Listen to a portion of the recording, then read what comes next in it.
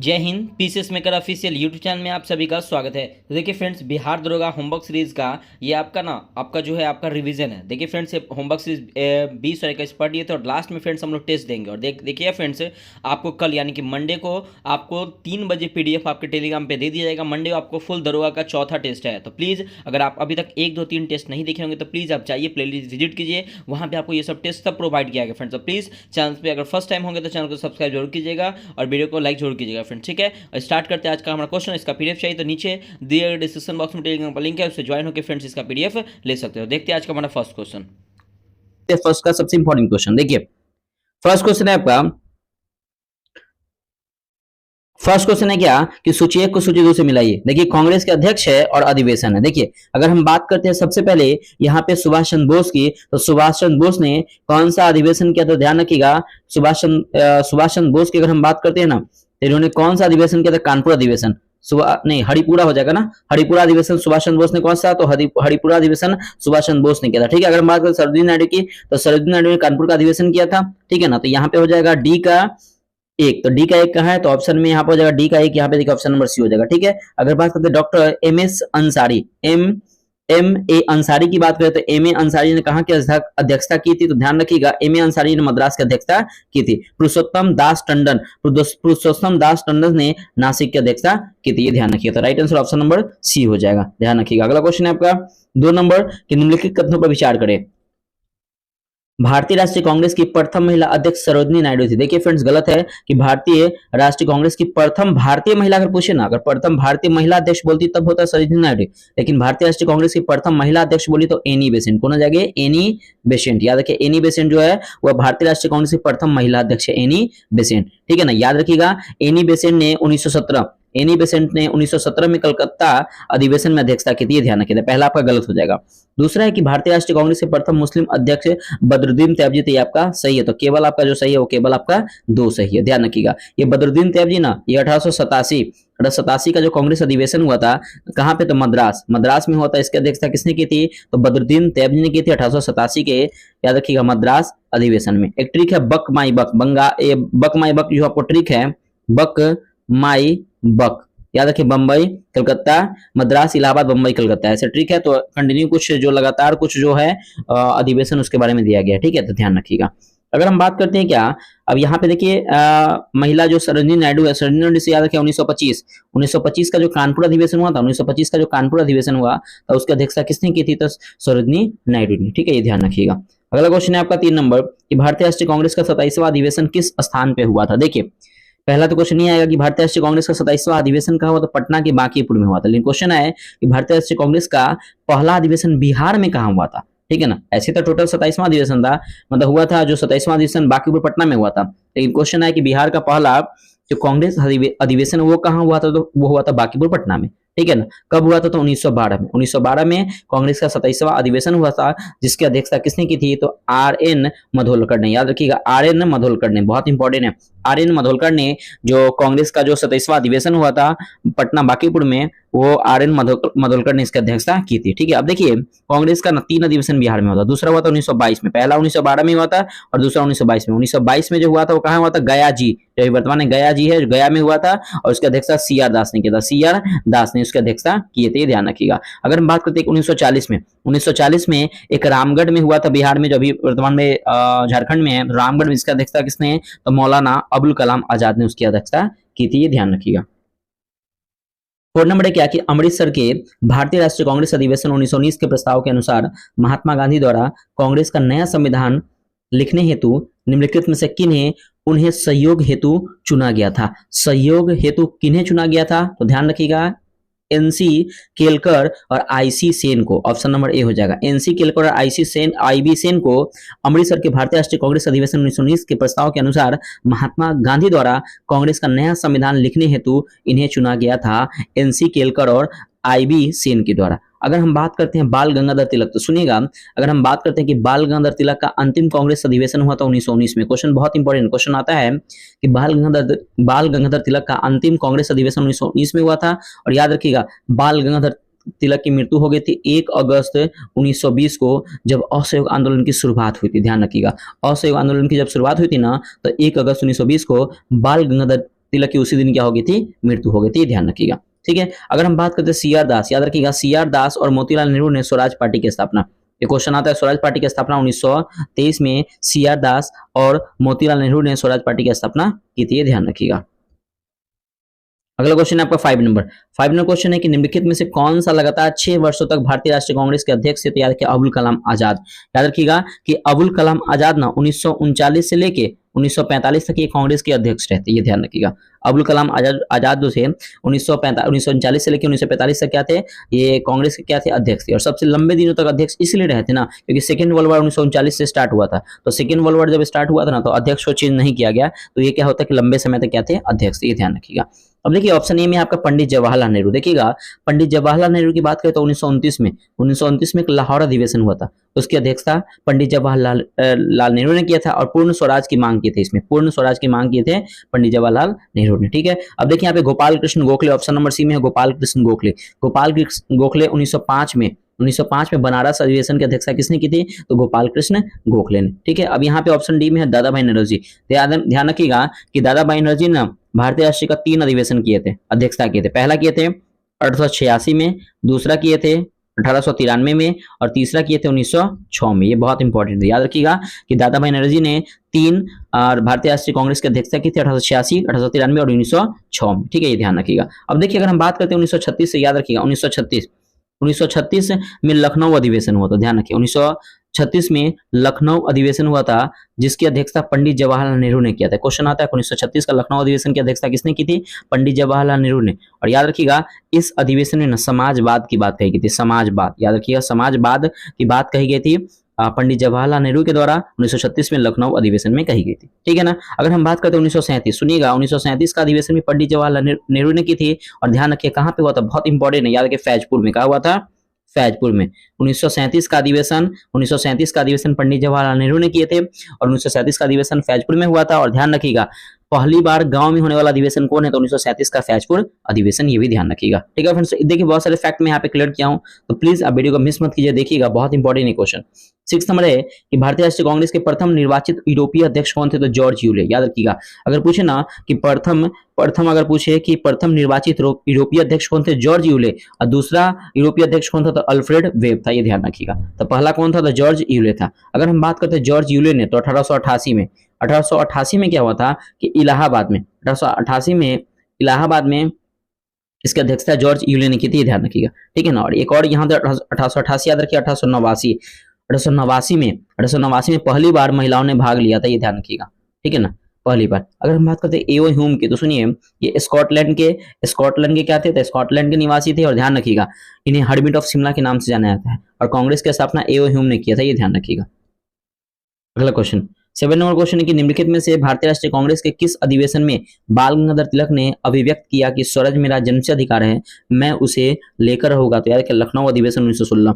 याद रखिएगा कि लखनऊ अधिवेशन 1916 में कहा था बाल गंगाधर तिलक ने कि स्वराज मेरा जन्मसिद्ध अधिकार है, मैं उसे लेकर रहूंगा। ठीक है ना, और ध्यान रखिएगा लखनऊ अधिवेशन में क्या होता है ना, मुस्लिम लीग हो गया, नरम दल और गरम दल, ये सब क्या हो गया था, एक हो गया था। ठीक है ना, ध्यान रखिएगा। और ये लखनऊ अधिवेशन की अध्यक्षता किसने की थी, तो अंबिका चरण मजूमदार ने, ध्यान रखिएगा बहुत इंपॉर्टेंट है, अंबिका चरण मजूमदार ने लखनऊ अधिवेशन 1916 की अध्यक्षता की थी। इसमें मुस्लिम लीग, गरम दल और नरम दल सब क्या हो गए थे, एक हो गए थे। ठीक है, दूसरा में देखिए सूरत अधिवेशन 1907 में हुआ था, इसके अध्यक्ष रास बिहारी बोस ने सूरत अधिवेशन की अध्यक्षता की थी। और याद रखिएगा, और इसमें क्या होता है कि कांग्रेस का विभाजन हो गया था, रास बिहारी बोस के समय क्या हुआ था कि कांग्रेस का विभाजन हो गया था सूरत अधिवेशन 1907 में। ठीक है, अगर हम बात करते हैं कलकत्ता अधिवेशन 1906 की, सुनिएगा कि दादा भाई नौरोजी इसका अध्यक्षता किए थे, और बनारस अधिवेशन 1905 में तो गोपाल कृष्ण गोखले इसके क्या किए थे, बनारस अधिवेशन की अध्यक्षता गोपाल कृष्ण गोखले, कलकत्ता अधिवेशन 1906 की अध्यक्षता दादा भाई नौरोजी, और सूरत अधिवेशन 1907 की रास बिहारी बोस, जिसमें कांग्रेस का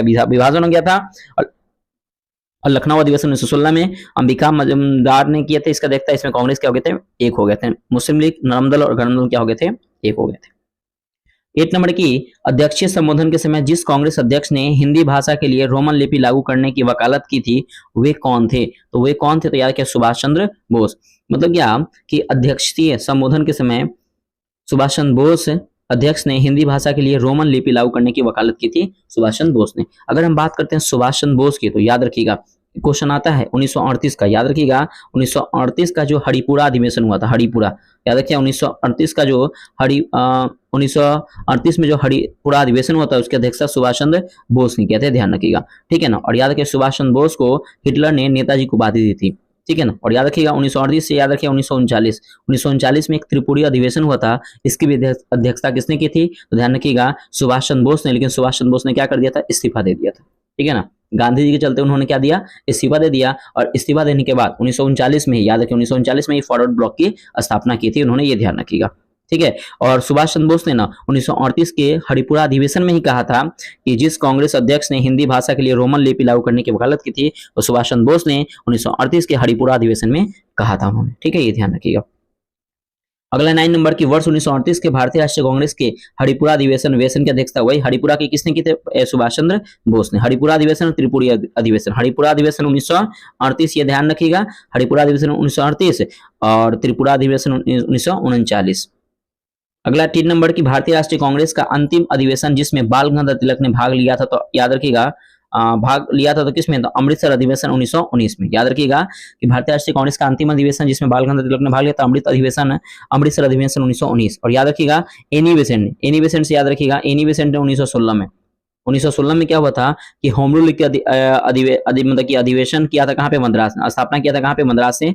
एनी बेसेंट ने होम रूल की स्थापना किया था मद्रास ने, और बाल गंगाधर तिलक ने 1916 में ही कहाँ पे मतलब कि ये क्या बोलते स्थापना किया था, तो याद रखिए बाल गंगाधर तिलक ने पुणे में ही क्या किए थे कि होम रूल की स्थापना किए थे। एनी बेसेंट 1916 मद्रास में और पुणे में तिलक ने, बाल गंगाधर तिलक ने, ये ध्यान रखिएगा। अगला क्वेश्चन है आपका 11 नंबर। 11 नंबर के निम्नलिखित कथनों पर विचार करें। निम्नलिखित कथनों पर क्या करना है, निम्नलिखित कथनों पर विचार करना है। देखिएगा अगर हम बात करते हैं भारतीय राष्ट्रीय कांग्रेस का प्रथम अधिवेशन कलकत्ता में हुआ था, बिल्कुल आपका गलत है। देखिए भारतीय राष्ट्रीय कांग्रेस का प्रथम अधिवेशन मुंबई में हुआ था, बम्बई में, याद रखिएगा बम्बई, क्या हुआ था, बम्बई में। और याद रखिएगा कि भारतीय राष्ट्रीय कांग्रेस का प्रथम अधिवेशन बम्बई में हुआ था, जिसमें कितने लोगों ने भाग लिया था, 72 लोगों ने, जिसकी अध्यक्षता किसने की थी, WC बनर्जी ने क्या किया था, इसकी अध्यक्षता की थी। दूसरा है कि भारतीय राष्ट्रीय कांग्रेस के दूसरे अधिवेशन दादा भाई नौरोजी ने अध्यक्षता हुआ था, बिल्कुल आपका सही है, 1886 कलकत्ता अधिवेशन, याद रखिए 1886 कलकत्ता अधिवेशन है। दूसरा अधिवेशन की अध्यक्षता दादा भाई नौरोजी ने की थी, ये प्रथम पारसी अध्यक्ष, ये ध्यान रखिए, पारसी अध्यक्ष, ये ध्यान रखिएगा। अगला क्वेश्चन है आपका 3 नंबर ऑप्शन है कि भारतीय राष्ट्रीय कांग्रेस तथा मुस्लिम लीग दोनों ने लखनऊ में 1916 में अधिवेशन किया और लखनऊ समझौता संपन्न हुआ था, ये भी आपका सही। तो right answer option number C होगा, 2 और 3 आपका क्या है, सही है। अगला क्वेश्चन है आपका, देखिएगा 12 नंबर क्वेश्चन देखते हैं कि भारत के स्वतंत्रता प्राप्ति के बाद निम्नलिखित में से किसने सुझाव दिया कि भारतीय राष्ट्रीय कांग्रेस को समाप्त कर दिया जाए, तो महात्मा गांधी ने। महात्मा गांधी ने यह सुझाव दिया कि भारत अगर आजाद हो जाए ना, तो भारतीय राष्ट्रीय कांग्रेस को क्या कर दिया जाए, समाप्त कर दिया जाए, ये ध्यान रखिएगा। अगर हम बात करते हैं क्या जयप्रकाश नारायण की, ऑप्शन में डी देखिए जयप्रकाश नारायण, ठीक है, जयप्रकाश नारायण का जन्म हुआ था 1902 में, शताब्दी आरा में इनका जन्म हुआ था, ध्यान रखिएगा।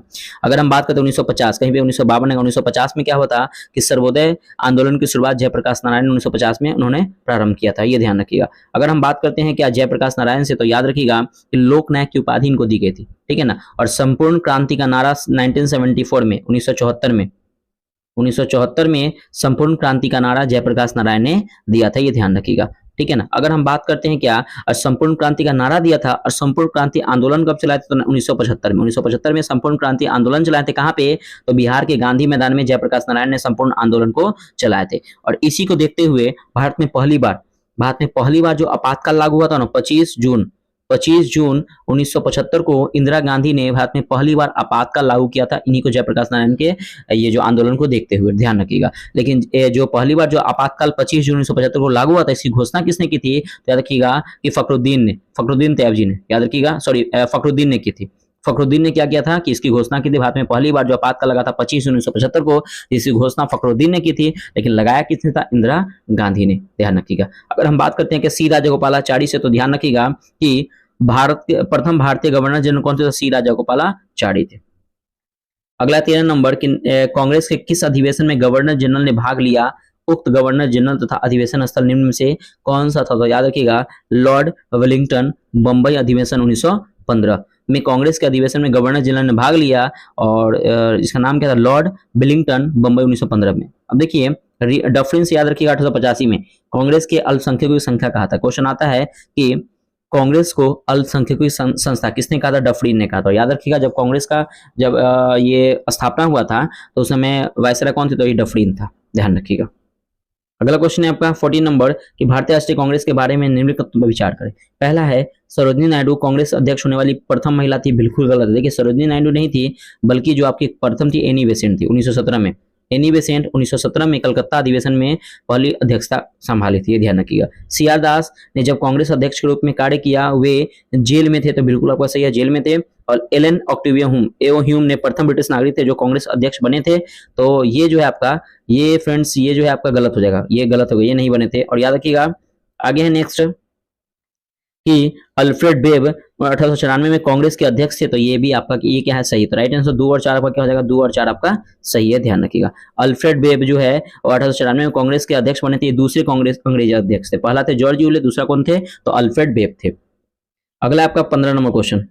15 नंबर के किसने कहा था कि कांग्रेस आंदोलन न तो लोगों द्वारा प्रेरित था और न ही उनके द्वारा सोचा या योजनाबद्ध किया गया था? यह किसने कहा था? तो याद रखिए, ये जो कहे थे वो सर सैयद अहमद खान ने, ध्यान रखिएगा। सर सैयद अहमद खान ने कहा था कि कांग्रेस आंदोलन न तो लोगों द्वारा प्रेरित था और न ही उनके द्वारा सोचा या योजनाबद्ध किया गया था। सर सैयद अहमद खान ने कहा था, ये ध्यान रखिएगा। और याद रखिए, सर सैयद अहमद खान ने क्या होता है कि मोहम्मद एंग्लो ओरिएंटल कॉलेज की स्थापना की थी, ध्यान रखिएगा। लाला लाजपत राय से याद रखिए 1928 में साइमन कमीशन का विरोध किया था, उसके चलते उनको सैंडर्स की लाठी से सर पे लग गया था, जिससे वहीं पर उनको क्या हो गए थे? देहांत हो गए थे। कर्जन से याद रखिएगा कि कर्जन 1904 में क्या हुआ था कि हाँ, विश्वविद्यालय अधिनियम लाया था लॉर्ड कर्जन ने, कब? तो 1904 में। बहुत इंपॉर्टेंट क्वेश्चन है, आता है।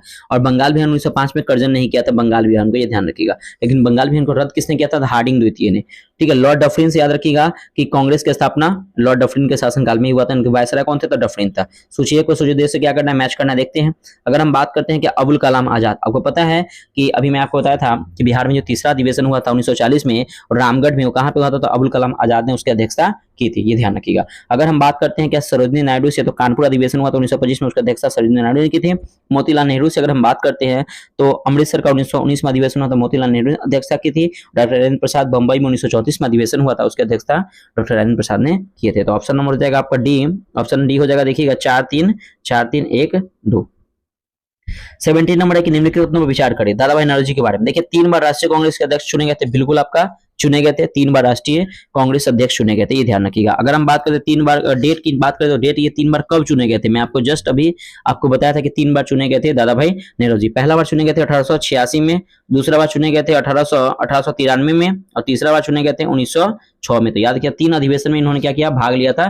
तो 3 आपका पहला ऑप्शन क्या है? सही हो जाएगा, ठीक है। अगर हम बात करते हैं कि poverty and un British rule in India नामक पुस्तक की रचना की थी, बिल्कुल सही है। और नेशनल सोशल कॉन्फ्रेंस की स्थापना तो बिल्कुल गलत है। तो 1-2 आपका सही है। और ध्यान रखिएगा 1868 में इसी पुस्तक poverty and un British rule in India में 1868 में राष्ट्रीय आय का आकलन किया था 20 रुपए प्रति व्यक्ति। आइए ध्यान रखिएगा, ठीक है ना। और दादा भाई नौरोजी का एक पत्रिका जिसका नाम है राष्ट्र, याद रखिएगा, राष्ट्र गुप्तार, बहुत इंपॉर्टेंट है। राष्ट्र गुप्तार पत्रिका जो है वो दादा भाई नौरोजी की एक पत्रिका है। तो राइट आंसर हो जाएगा, ऑप्शन नंबर हो जाएगा बी। 1 और 2 आपका सही है, 3 आपका क्या हो जाएगा? गलत हो जाएगा। अगला 18 नंबर के नीचे उन व्यक्तियों को सूची दी गई है जो भारतीय राष्ट्रीय कांग्रेस के अध्यक्ष हुए और तदनुसार क्रम कि अध्यक्ष को चुनना है, क्रम से समझाना कि कौन सा पहले अध्यक्षता हुआ। महात्मा गांधी ने, याद रखिए, 1924 में बेलगांव अधिवेशन, 1924 में क्या हुआ? बेलगांव अधिवेशन किया। उसके बाद पंडित जवाहरलाल नेहरू की बात करते हैं तो 1929 का लाहौर अधिवेशन, 1929 का लाहौर अधिवेशन। सरदार वल्लभ भाई पटेल की बात करें तो 1931 का कराची अधिवेशन। और श्रीमती सरोजिनी नायडू की बात करते हैं तो याद रखिएगा 1925 का कानपुर अधिवेशन। 1925 का क्या हो जाएगा? कानपुर अधिवेशन। महात्मा गांधी 1924 का बेलगांव अधिवेशन, पंडित जवाहरलाल नेहरू 1929 का लाहौर अधिवेशन। उसका सरदार वल्लभ भाई पटेल की बात करते हैं तो 1931 का कराची अधिवेशन और सरोजिनी नायडू 1925 का कानपुर अधिवेशन। तो राइट आंसर हो जाएगा 1 4 2 1 मिनट हो जाएगा 24 29 1 4 2 3 1 4 2 3 1 4 2 3 ऑप्शन नंबर हो जाएगा सी। 19 नंबर किसने कांग्रेस के सूक्ष्मदर्शी अल्पसंख्यक जनता का प्रतिनिधि बताने हुए उसका मजाक उड़ाया था? तो डफरीन ने उड़ाया था ना, डफरीन हो जाएगा। तो डफरीन ने, याद रखिएगा, डफरीन ने, ठीक है। अगर हम बात करते हैं लॉर्ड ब्लेजली से तो याद रखिए बंगाल का शेर इसने खुद को कहा था, बंगाल का शेर। सहायक संधि को लाया था सबसे पहले ब्लेजली ने और सहायक संधि स्वीकार सबसे पहले किसने किया था? तो हैदराबाद ने, ध्यान रखिएगा, ठीक है ना। अगर हम बात करते हैं रिपन ने तो रिपन ने, याद रखिएगा, 1882 में 1882 में क्या हुआ था कि मतलब कि अस्थायी जनगणना जो हुआ था वो लॉर्ड रिपन के समय में हुआ था, ठीक है ना, नियमित जनगणना लॉर्ड रिपन के समय में हुआ था। और 1882 क्वेश्चन आता है, 1882 में जो स्थानीय स्वशासन की स्थापना रिपन ने किया था 1882 में, ठीक है ना। 1882 में वर्नाकुलर प्रेस एक्ट और आर्म्स एक्ट को रिपन ने क्या कर दिया था, समाप्त कर दिया था। लेकिन लगाया था किसने, तो लगाया था लिटन ने। अगला 20 नंबर के निम्नलिखित में से कौन से भारतीय राष्ट्रीय कांग्रेस के स्थापना अधिवेशन में उपस्थित नहीं थे। देखिए, दादा भाई नौरोजी थे, सी सुब्रमण्यम अय्यर थे, जस्टिन रनाडे थे, लेकिन सुरेंद्रनाथ बनर्जी जो थे ना, ये आपके भारतीय राष्ट्रीय कांग्रेस के स्थापना अधिवेशन में उपस्थित नहीं थे, सुरेंद्रनाथ बनर्जी। 21 नंबर की भारतीय राष्ट्रीय कांग्रेस के दूसरे अधिवेशन की अध्यक्षता किसने की थी।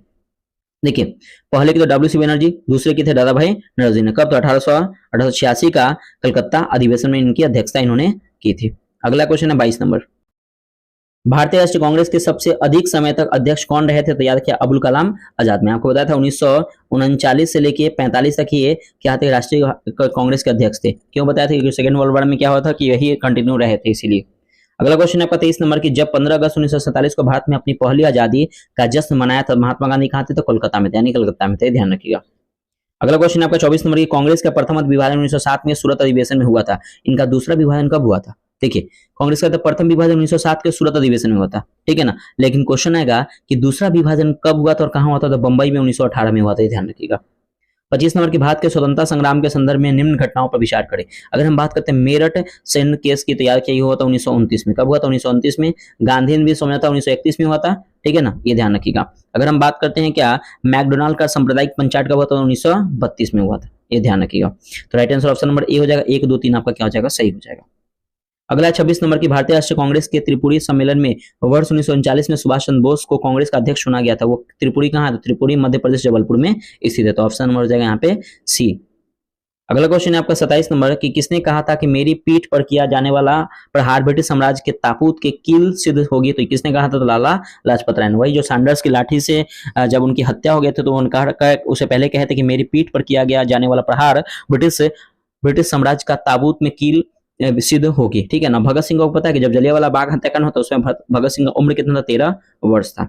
अगला 28 नंबर के, निम्नलिखित में से किसने कारण सार्वजनिक रोष की लहर उभरी जिसके फलस्वरूप जलियांवाला बाग में ब्रिटिश द्वारा जनसंहार की घटना घटी थी, तो ध्यान रखिएगा ये द रॉलेट एक्ट, याद रखिए। अगला क्वेश्चन है आपका 29 नंबर की, मैं एक समाजवादी और गणतंत्रवादी हूं और मुझे राजाओं और राजकुमारों में विश्वास नहीं है, यह कथन किसका है, तो याद रखिए यह कथन जो है ना पंडित जवाहरलाल नेहरू का ही, ध्यान रखिएगा। अगर हम पंडित जवाहरलाल नेहरू की बात करते हैं, अंतरिम सरकार, सुनिएगा, अंतरिम सरकार के गठन पंडित जवाहरलाल नेहरू ने 2 सितंबर 1946 को किया था, 1946 को किया था। इसमें वो क्या बने थे, तो उपराष्ट्रपति बने थे, ध्यान रखिएगा। अच्छा, पंडित जवाहरलाल नेहरू के समय 1954 में क्या होता, पंचशील समझौता होता, पंचशील समझौता 1954 में होता, पंडित जवाहरलाल नेहरू के समय होता पंचशील समझौता होता, ये ध्यान रखिएगा। अगर हम बात करते हैं कि पंचशील समझौता जब हुआ था, तो भारत और चीन के बीच में युद्ध हुआ था 1962 में। तो पंचशील समझौता क्या हुआ था कि चाइना वालों ने तोड़ दिया था और भारत चीन के बीच में 1962 में क्या हुआ था, युद्ध हुआ था। अगला 30 नंबर की, किसने असहयोग आंदोलन के दौरान विदेशी कपड़ों का जलाया जाना एक निष्ठुर बर्बादी बताया था, तो रविन्द्रनाथ टैगोर ने। रविन्द्रनाथ टैगोर ने कहा था कि हम लोग जो विदेशी कपड़ों का जलाया जाना एक निष्ठुर बर्बादी बताया था, रविन्द्रनाथ टैगोर ने। अगर हम बात करते हैं रविन्द्रनाथ टैगोर की, तो याद रखिए 1913 में उनको नोबेल पुरस्कार दिया गया था गीतांजलि के लिए, ये ध्यान रखिएगा। और रविन्द्रनाथ की एक पुस्तक है जिसका नाम है गोड़ा है, याद रखिए, गोड़ा भी इनकी पुस्तक है, ध्यान रखिएगा, ठीक है ना। अगर हम बात करते हैं कि रविन्द्रनाथ टैगोर के बारे में, तो याद रखिएगा कि अमार सोनार बांग्ला गाया था 1905 में। अमार सोनार बांग्ला 1905 में स्वदेशी आंदोलन में गाया गया था, स्वदेशी आंदोलन में गाया था रविन्द्रनाथ टैगोर के द्वारा, ठीक है ना। और ये बांग्लादेश का राष्ट्रीय गीत है अमार सोनार बांग्ला, ठीक है। 1911 में जो कलकत्ता अधिवेशन हुआ था उसमें जन गण मन गाया गया था रविन्द्रनाथ टैगोर के द्वारा, 1911 के कलकत्ता अधिवेशन में, ध्यान रखिएगा, ठीक है। आगे बढ़ जाते हैं। चलिए अगला क्वेश्चन है आपका 31 नंबर देखते हैं कि संयुक्त राष्ट्र महासभा के 80वें सत्र की अध्यक्षता किसने की थी, याद रखिएगा एनालेना बेरबॉक ने, याद रखिए, संयुक्त राष्ट्र महासभा के 80वें सत्र की अध्यक्षता की थी, ठीक है ना, ध्यान रखिएगा। और ये कहां पे होगा, तो याद रखिए न्यूयॉर्क में होगा, ये सितंबर 2025 में इसका आयोजन किया जाएगा, ठीक है। अगर हम बात करते हैं क्या यूएन महासभा से, याद रखिए यूएन महासभा से बात करते हैं, यूएन महासभा ने 2025 को क्वांटम विज्ञान और प्रौद्योगिकी का वर्ष घोषित किया, बहुत इंपॉर्टेंट है। यूएन महासभा ने 2025 को क्वांटम विज्ञान और प्रौद्योगिकी का वर्ष घोषित किया, यूएन महासभा ने, ठीक है ना। लेकिन ध्यान रखिएगा यूएन महासभा ने 2026 का जो वर्ष है महिला कृषि का वर्ष घोषित किया गया है। लेकिन क्वेश्चन है कि 2023 में बहुत बार क्वेश्चन आया था कि 2023 में यूएन महासभा ने मोटे अनाज का वर्ष, जिसे बाजरा का वर्ष घोषित किया गया था। अगला क्वेश्चन है आपका 32 नंबर की, 2025 का आईपीएल मैच आरसीबी ने किस टीम को हराकर जीत हासिल की थी? देखिए पंजाब किंग्स, थोड़ा सही कर लीजिएगा, पंजाब किंग्स ने हराकर जीत हासिल की थी। अगला क्वेश्चन है आपका 33 नंबर की, केंद्र सरकार जातीय गणना के साथ साथ जनगणना किस वर्ष कराने की फैसला किया गया? तो 2027 में। ठीक है, अगर इसकी घोषणा हुई 2025 में, 2025 में कब? तो 1 मई 2025 को इसकी घोषणा हुई थी, और 1 मई को हम लोग लेबर डे मनाते हैं, ये ध्यान रखिएगा। 1 मई 2025 को घोषणा हुई थी कि हम जनगणना कराएंगे 2027 तक, ठीक है ना। लेकिन ध्यान रखिएगा कि जनगणना हिम क्षेत्र में गणना होगी 2026 में। हिम क्षेत्र मतलब लद्दाख उद्दाख में बर्फ वाले क्षेत्र में ना जनगणना 2026 से शुरू हो जाएगा, लेकिन ये जनगणना कंप्लीट कब हो जाएगा? तो मार्च 2027 में क्या होगी? गणना हो जाएगी। अगला क्वेश्चन 34 नंबर की, भारत का पहला स्वदेशी पोलर रिसर्च वेसल भारत किस देश की कंपनी के साथ मिलकर विकसित करने के लिए समझौता किया? तो नॉर्वे के साथ। नॉर्वे के साथ भारत ने पहला स्वदेशी पोलर रिसर्च वेसल भारत के जो नॉर्वे के साथ कंपनी के साथ मिलकर विकसित करने के लिए समझौता किया है। अगला है 35 नंबर की, हाल ही में खबर में रहा ब्रिज हेल्थ इंडेक्स किस राज्य में द्वारा बनाया गया? तो बिहार। बिहार में ब्रिज हेल्थ इंडेक्स बनाया, क्योंकि बार बार बिहार में पुलवा जो गिर जाता है ना, इसीलिए। ठीक है, ध्यान रखिएगा, बिहार से याद रखिएगा। बिहार का पहला ग्रीन फील्ड एयरपोर्ट बनाया जाएगा, जयप्रकाश नारायण अंतर्राष्ट्रीय एयरपोर्ट को बनाया जाएगा। ठीक है, अगर बात करते हैं कि बिहार में ब्राउन एयरपोर्ट बिहटा में बनाया जाएगा, कौन कंपनी बनाएगा? तो रूस कंपनी बनाएगा। बिहटा में जो बनाएगा ब्राउन एयरपोर्ट तो रूस बनाएगा। ठीक है, कोसी मेची परियोजना 2024 में 11,500 करोड़ की परियोजना है जिसको बनाया जाएगा। ठीक है ना। अब पिंक बस गांधी मैदान से दानापुर चलाई जाएगी, पिंक बस वैसा चलती है पटना में, ध्यान रखिएगा। केरल से याद रखिएगा, सस्टेनेबल डेवलपमेंट गोल में सबसे टॉप पे कौन है? तो केरल है, ये ध्यान रखिएगा। अगला क्वेश्चन 36 नंबर की, माउंट एटना कहाँ स्थित है? कहाँ ज्वालामुखी विस्फोट हुआ? तो माउंट एटना इटली की है, और ध्यान रखिएगा विसुवियस ज्वालामुखी भी कहाँ है? तो इटली की है, ये ध्यान रखिएगा। 37 नंबर की, खींचन और मीनार दो रामसर स्थल जो हाल ही में भारत की रामसर सूची में शामिल हुआ है, किस राज्य में स्थित है? तो याद रखिए राजस्थान में। ठीक है, राजस्थान में। अब अगर हम रामसर स्थल की बात करें, रामसर स्थल की स्थापना हुआ तो 1971 में। कहा हुआ था? ईरान के रामसर शहर में हुआ था। ठीक है, अगर हम बात करते हैं भारत इसने कब जुड़ा था, तो 1982 में रामसर साइट में भारत जुड़ा था। ठीक है ना। अभी वर्तमान में भारत के रामसर साइट पहले 89 थे, अब 91 हो गया है। ठीक है ना। पूरे एशिया में भारत 1 नंबर पे है रामसर साइट में, और पूरे भारत में, पूरे विश्व में 3रे स्थान पे रामसर साइट में है। ठीक है, ये ध्यान रखिएगा। अगर हम सबसे ज्यादा रामसर साइट की बात करें, सबसे ज्यादा तमिलनाडु में है। कितने रामसर साइट है? तो 20 रामसर साइट है। ठीक है, अगर पूछे कि भारत का पहला रामसर साइट कौन है, तो चिल्का लेक है, जो कहाँ था? तो उड़ीसा में। चिल्का लेक कहाँ? तो उड़ीसा में। पहला भारत का रामसर साइट में शामिल होने वाला था। अगला क्वेश्चन है आपका 38 नंबर की, हाल ही में बिहार के किस शहर में 12 दिवसीय गंगा महोत्सव पहली बार आयोजित किया जाएगा? तो पटना के कंगन घाट। पटना के कंगन घाट में इसका आयोजन किया जाएगा, ये ध्यान रखिएगा। अगर हम बात करते हैं गंगा विलास क्रूज, याद किया गंगा, क्वेश्चन आता है गंगा विलास क्रूज या बनारस को डिब्रूगढ़ तक चला था, याद रखिए। गंगा विलास क्रूज कहां से कहां तक चला था? तो बनारस से डिब्रूगढ़ तक चला था। ठीक है, अगर गंगा योग महोत्सव की बात करें तो इसका आयोजन इलाहाबाद में किया गया था। गंगा योग महोत्सव का आयोजन इलाहाबाद में किया गया था। ठीक है फ्रेंड्स, अब कुछ गंगा के मतलब कि निकट शहर मतलब स्थित शहर कौन कौन सा है, ट्रिक है, लिखिएगा। ट्रिक है क्या कि काना बाप, सुनिएगा ट्रिक बहुत इंपॉर्टेंट है। कान्हा बाप हवाई बेग से भागा। कान्हा बाप हवाई बेग से भागा। हवाई बेग से भागा। कान्हा बाप हवाई बेग से भागा। अब कहां से हो जाएगा? कानपुर हो जाएगा। ठीक है, ट्रिक याद रखिएगा। कहां से? कान से हो जाएगा कानपुर हो जाएगा। बस हो जाएगा आपका बेगूसराय। बस हो जाएगा आपका पटना। और याद रखिएगा, अगर हम बात करते हैं क्या, ह से हो जाएगा आपका हरिद्वार। ठीक है ना। अगर हम बात करते हैं व से हो जाएगा वाराणसी, और ई से हो जाएगा आपका इलाहाबाद, ये ध्यान रखिएगा। अगर हम बात करते हैं वे से हो जाएगा फिर से बेगूसराय, फिर ग से हो जाएगा आपका साहेबगंज। ठीक है, अगर हम बात करते हैं क्या कि बेगूसराय, स से हो जाएगा साहेबगंज, और याद रखिए भा से हो जाएगा भागलपुर। तो ध्यान रखिएगा, ये इतने शहर जो है ना वो गंगा के किनारे बसे हुए शहर है। ये ट्रिक याद रखिएगा, बहुत इंपॉर्टेंट है। ठीक है ना। याद रखिएगा कि कान्हा बाप हवाई बेग से भागा, क से हो जाएगा कानपुर, ब से हो जाएगा बेगूसराय, प से पटना। ठीक है, ह से हरिद्वार, व से वाराणसी, ई से इलाहाबाद हो जाएगा, वे से हो जाएगा बेगूसराय, स से हो जाएगा साहेबगंज, और भा से हो जाएगा भागलपुर। ठीक है, ये ध्यान रखिएगा। चलिए, तो राइट आंसर हो जाएगा ऑप्शन नंबर हो जाएगा सी। अगला क्वेश्चन 39 नंबर देखिए कि अरावली ग्रीन बॉल पहल की शुरुआत विश्व पर्यावरण दिवस के अवसर पर किसने शुरू किया है? तो ये नरेंद्र मोदी ने किया। किसने किया? तो नरेंद्र मोदी ने इसकी शुरुआत की है। और याद रखिएगा कि अरावली ग्रीन बॉल में शामिल कौन कौन है? तो गुजरात है, मध्य प्रदेश, राजस्थान, हरियाणा, एक यूटी है दिल्ली इसमें शामिल है अरावली ग्रीन बॉल में। याद रखिए, गुजरात, मध्य प्रदेश, राजस्थान, हरियाणा और एक यूटी दिल्ली इसमें शामिल है। 40 नंबर की, लेजर हथियार का प्रयोग कर दुश्मन देश को ड्रोन से मार गिराने वाले पहला देश कौन है? तो इजराइल। अब पता है कि ईरान और इजराइल में युद्ध चल रहा है, तो ऑपरेशन सिंधु चला गया था, वहां भारतीय नागरिकों को निकालने के लिए ऑपरेशन सिंधु चलाया गया था, ये ध्यान रखिएगा। अगला क्वेश्चन है आपका 41 नंबर क्वेश्चन। देखिए, प्रधानमंत्री मातृ वंदना योजना कौन प्रथम राज्य बना? तो याद रखिए राजस्थान। कौन सा राज्य बना है प्रथम? तो याद रखिएगा कि प्रधानमंत्री मातृ योजना में जो प्रथम राज्य राजस्थान बना है, ध्यान रखिएगा। ये प्रधानमंत्री मातृ योजना 2017 में इसकी शुरुआत हुई थी और इसमें कहा गया है कि पहली राशि इसमें पहली बार में 5,000 रुपया दिया जाएगा, फिर 1,000 बाद में दिया जाएगा। टोटल राशि कितने दिए जाएंगे? तो 6,000 रुपये दिए जाएंगे। अगला आपका 42 नंबर की Monaco Grand Prix sprint race में पोल पोजीशन से जीत हासिल करके फॉर्मूला 2 रेस जीतने वाले पहले भारतीय कौन बने? तो याद रखिएगा कुश मैनी पहले भारतीय बने, ध्यान रखिएगा। और डी गुगेस से याद रखिएगा कि 2024 में मेजर ध्यानचंद खेल रत्न पुरस्कार पाने वाले उनको दिया गया डी गुगेस को। ये शतरंज से संबंधित है, शतरंज खिलाड़ी है, ध्यान रखिएगा। अगला आपका कि भारत में पहली ई वेस्ट इको पार्क कहाँ बनाया जाएगा? तो नई दिल्ली में। भारत में पहली ई वेस्ट इको पार्क कहाँ बनाया जा रहा है? तो नई दिल्ली में। और ध्यान रखिएगा इंदौर से, पहली वाटर प्लस सिटी इंदौर में, और 7वीं बार स्वच्छता पे टॉप रहने वाला राज्य कौन है भारत का? तो इंदौर है, ठीक है। सूरत से याद रखिएगा कि एयर पॉल्यूशन इंडेक्स में टॉप पे कौन है? तो सूरत है, ये ध्यान रखिएगा। अब न्यू दिल्ली से बहुत सारा पॉइंट याद रखिएगा, सुनिएगा, आप सुनते रहिएगा। 2+2 वार्ता कहाँ? न्यू दिल्ली में। विश्व पुस्तक मेला का आयोजन न्यू दिल्ली में। सौर ऊर्जा सम्मेलन न्यू दिल्ली में। रायसीना डायलॉग न्यू दिल्ली में। मंत्री स्तरीय बिम्स्टेक का मंत्री स्तरीय बैठक कहाँ? न्यू दिल्ली में। और वर्तमान में भी न्यू दिल्ली सीएम कौन है न्यू दिल्ली के? तो रेखा गुप्ता है, ध्यान रखिएगा। अगला 44 नंबर की एक्सिओ-4 अंतरिक्ष मिशन के संचालन करने के लिए किस भारतीय को चुना गया? तो याद रखिए शुभांशु शुक्ला को एक्सिओ-4 अंतरिक्ष मिशन के लिए संचालन के लिए चुना गया था। अगला आपका 45 नंबर की Chenab rail bridge Eiffel tower से कितना ऊंचा है? तो याद रखिए 35 मीटर है, ठीक है ना। 35 मीटर क्या है ये? ऊंचा है, ये ध्यान रखिएगा। अगला 46 नंबर की जैव ईंधन उत्पादन संवर्धन नीति 2025 लागू करने वाला राज्य कौन बना है? तो ध्यान रखिए बिहार। जैव ईंधन उत्पादन संवर्धन नीति 2025 लागू करने वाला राज्य भी कौन बना है? बिहार, ठीक है।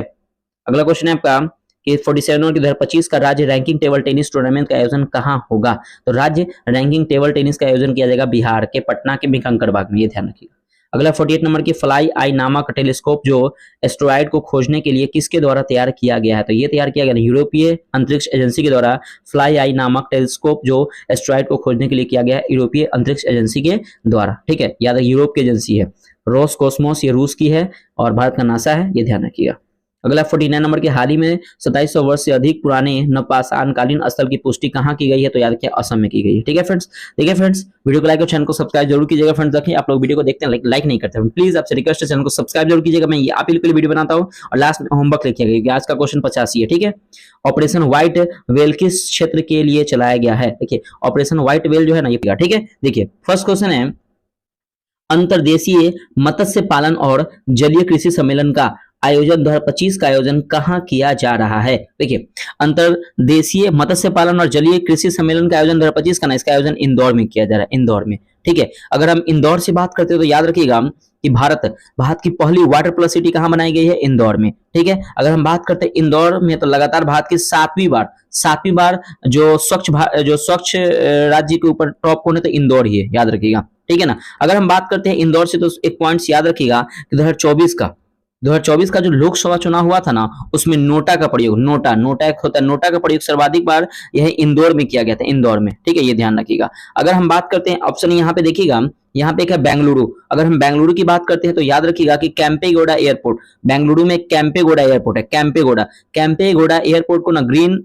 एयरपोर्ट बनाया गया, ये ध्यान रखिएगा, ठीक है। अगर हम बात करते हैं क्या कि टेस्ला जो कंपनी है, टेस्ला की पहली इकाई मतलब कि बेंगलुरु में ही लगाई जाएगी, ध्यान रखिएगा, ठीक है। अगर हम बात करते हैं बेंगलुरु से तो आपको पता है कि एशिया का सबसे बड़ा एयर शो का आयोजन कहाँ किया गया है? तो बेंगलुरु में किया गया, ये ध्यान रखिएगा। अब पटना से कुछ याद रखिएगा फ्रेंड्स। पटना से अगर बात करते हैं कि पटना के जयप्रकाश नारायण अंतरराष्ट्रीय एयरपोर्ट को ग्रीन एयरपोर्ट बनाने जाने का लक्ष्य रखा गया है, ठीक है। अगर हम बात करते हैं कि पटना के national water one, Patna national water one पर अंतर्देशीय जलमार्ग कार्यालय बनाया जाएगा, ध्यान रखिएगा। पटना में नेशनल वाटर वन पे अंतर्देशीय जलमार्ग कार्यालय बनाया जाएगा, ये ध्यान रखिएगा, ठीक है फ्रेंड्स। इतने फैक्ट्स में आपको बताया, ऐसे ही बहुत सारे फैक्ट्स यहाँ पे आपको देखने को मिलेंगे, ठीक है। अगर हम सूरत की बात करें तो आपको पता है कि वायु स्वच्छता में टॉप पे कौन है? तो सूरत है, ये ध्यान रखिएगा, ठीक है। आगे बढ़ते हैं। अगला 2 नंबर कि यूएन महासभा ने किस वर्ष को अंतर्राष्ट्रीय महिला किसान वर्ष घोषित किया गया था? तो मैं आपको कल बताया था 2026 को यूएन महासभा ने 2026 को अंतर्राष्ट्रीय महिला किसान वर्ष घोषित किया गया। अगर हम बात करें 2025 की तो याद रखिएगा यूएन महासभा ने 2025 को क्वांटम विज्ञान और प्रौद्योगिकी का वर्ष घोषित किया 2025 को, ये ध्यान रखिएगा, ठीक है। अगर हम बात करें 2023 में तो यूएन महासभा ने 2023 को बाजरे का वर्ष घोषित किया, ये ध्यान रखिएगा, ठीक है। अगर हम बात करते हैं यूएन महासभा की तो याद रखिएगा यूएन महासभा की स्थापना हुआ था 1945 में इसका हेडक्वार्टर का है न्यूयॉर्क में है। और ध्यान रखिएगा यूएन महासभा का 80वां जो बैठक हुआ ना, 80वां जो बैठक होगा वो कहाँ होगा, न्यूयॉर्क में इसका मतलब बैठक होगा, 80वां बैठक, ये ध्यान रखिएगा। ठीक है, चलिए अगला क्वेश्चन आ जाते हैं। नेक्स्ट है आपका थर्ड नंबर क्वेश्चन। देखिएगा कि ग्रेटर फ्लेमिंग अभ्यारण्य भारत के किस राज्य में अवस्थित है। देखिए ग्रेटर फ्लेमिंग अभ्यारण्य भारत के तमिलनाडु में अवस्थित है। भारत के तमिलनाडु में ग्रेटर फ्लेमिंग अभ्यारण्य अवस्थित है। ठीक है, और याद रखिए तमिलनाडु के कन्याकुमारी में ना ग्लास ब्रिज बनाया गया, ये भी ध्यान रखिएगा। अगर हम असम की बात करते हैं तो असम से याद रखिएगा असम की दूसरी राजधानी बनाया गया किसे, डिब्रूगढ़ को। याद रखिए डिब्रूगढ़ को असम की दूसरी राजधानी बनाया गया है। और ध्यान रखिएगा तमिलनाडु से एक पॉइंट याद रखिएगा कि रामेश्वरम, याद रखिएगा कि रामेश्वरम में ऊर्ध्वाधर पुल का निर्माण किया गया है तमिलनाडु में, ध्यान रखिएगा।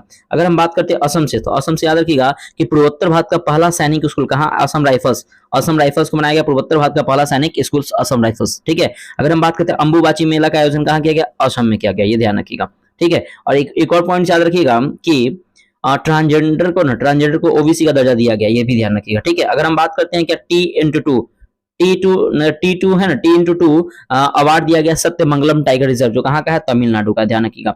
T/2 अवार्ड किसे दिया गया, सत्यमंगलम टाइगर रिजर्व को दिया गया है। ठीक है ना, ये आपका तमिलनाडु में है, स्थित है। अगर हम बात करते हैं यहाँ पे एक और ऑप्शन आपका केरल। अगर हम केरल से बात करते हैं तो आपको पता है कि केरल का ना कोचिन जो एयरपोर्ट है, याद रखिएगा वो 100% सोलर से संचालित होने वाला एयरपोर्ट है, ध्यान रखिएगा।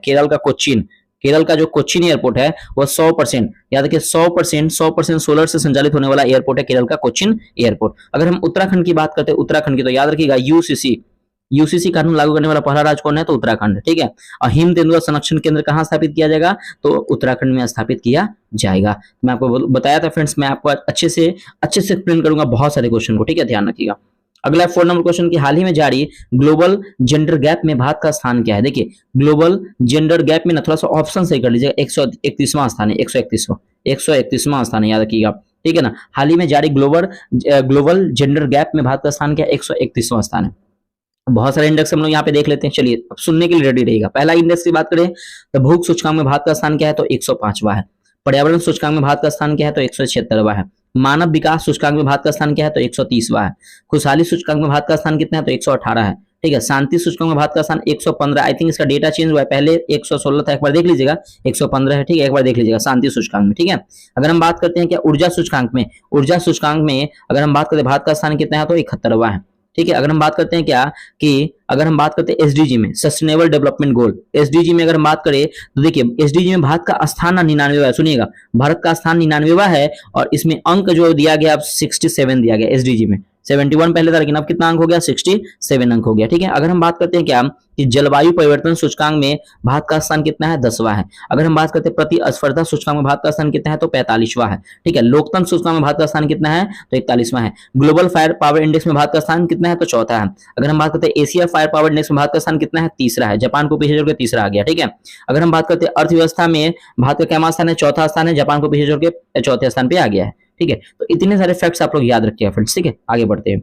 अगला क्वेश्चन है आपका कि अभ्यास खान क्वेस्ट 2025 का आयोजन कहाँ किया गया। अब अभ्यास देखते हैं, देखिएगा अब अभ्यास का यहाँ पे खात्मा करते हैं। ठीक है, अगर हम बात करते हैं कि अभ्यास खान क्वेस्ट 2025 का आयोजन कहाँ किया गया, तो देखिए अभ्यास खान क्वेस्ट 2025 का आयोजन किया गया ना उलन बटोरा मंगोलिया में किया गया, याद रखिएगा।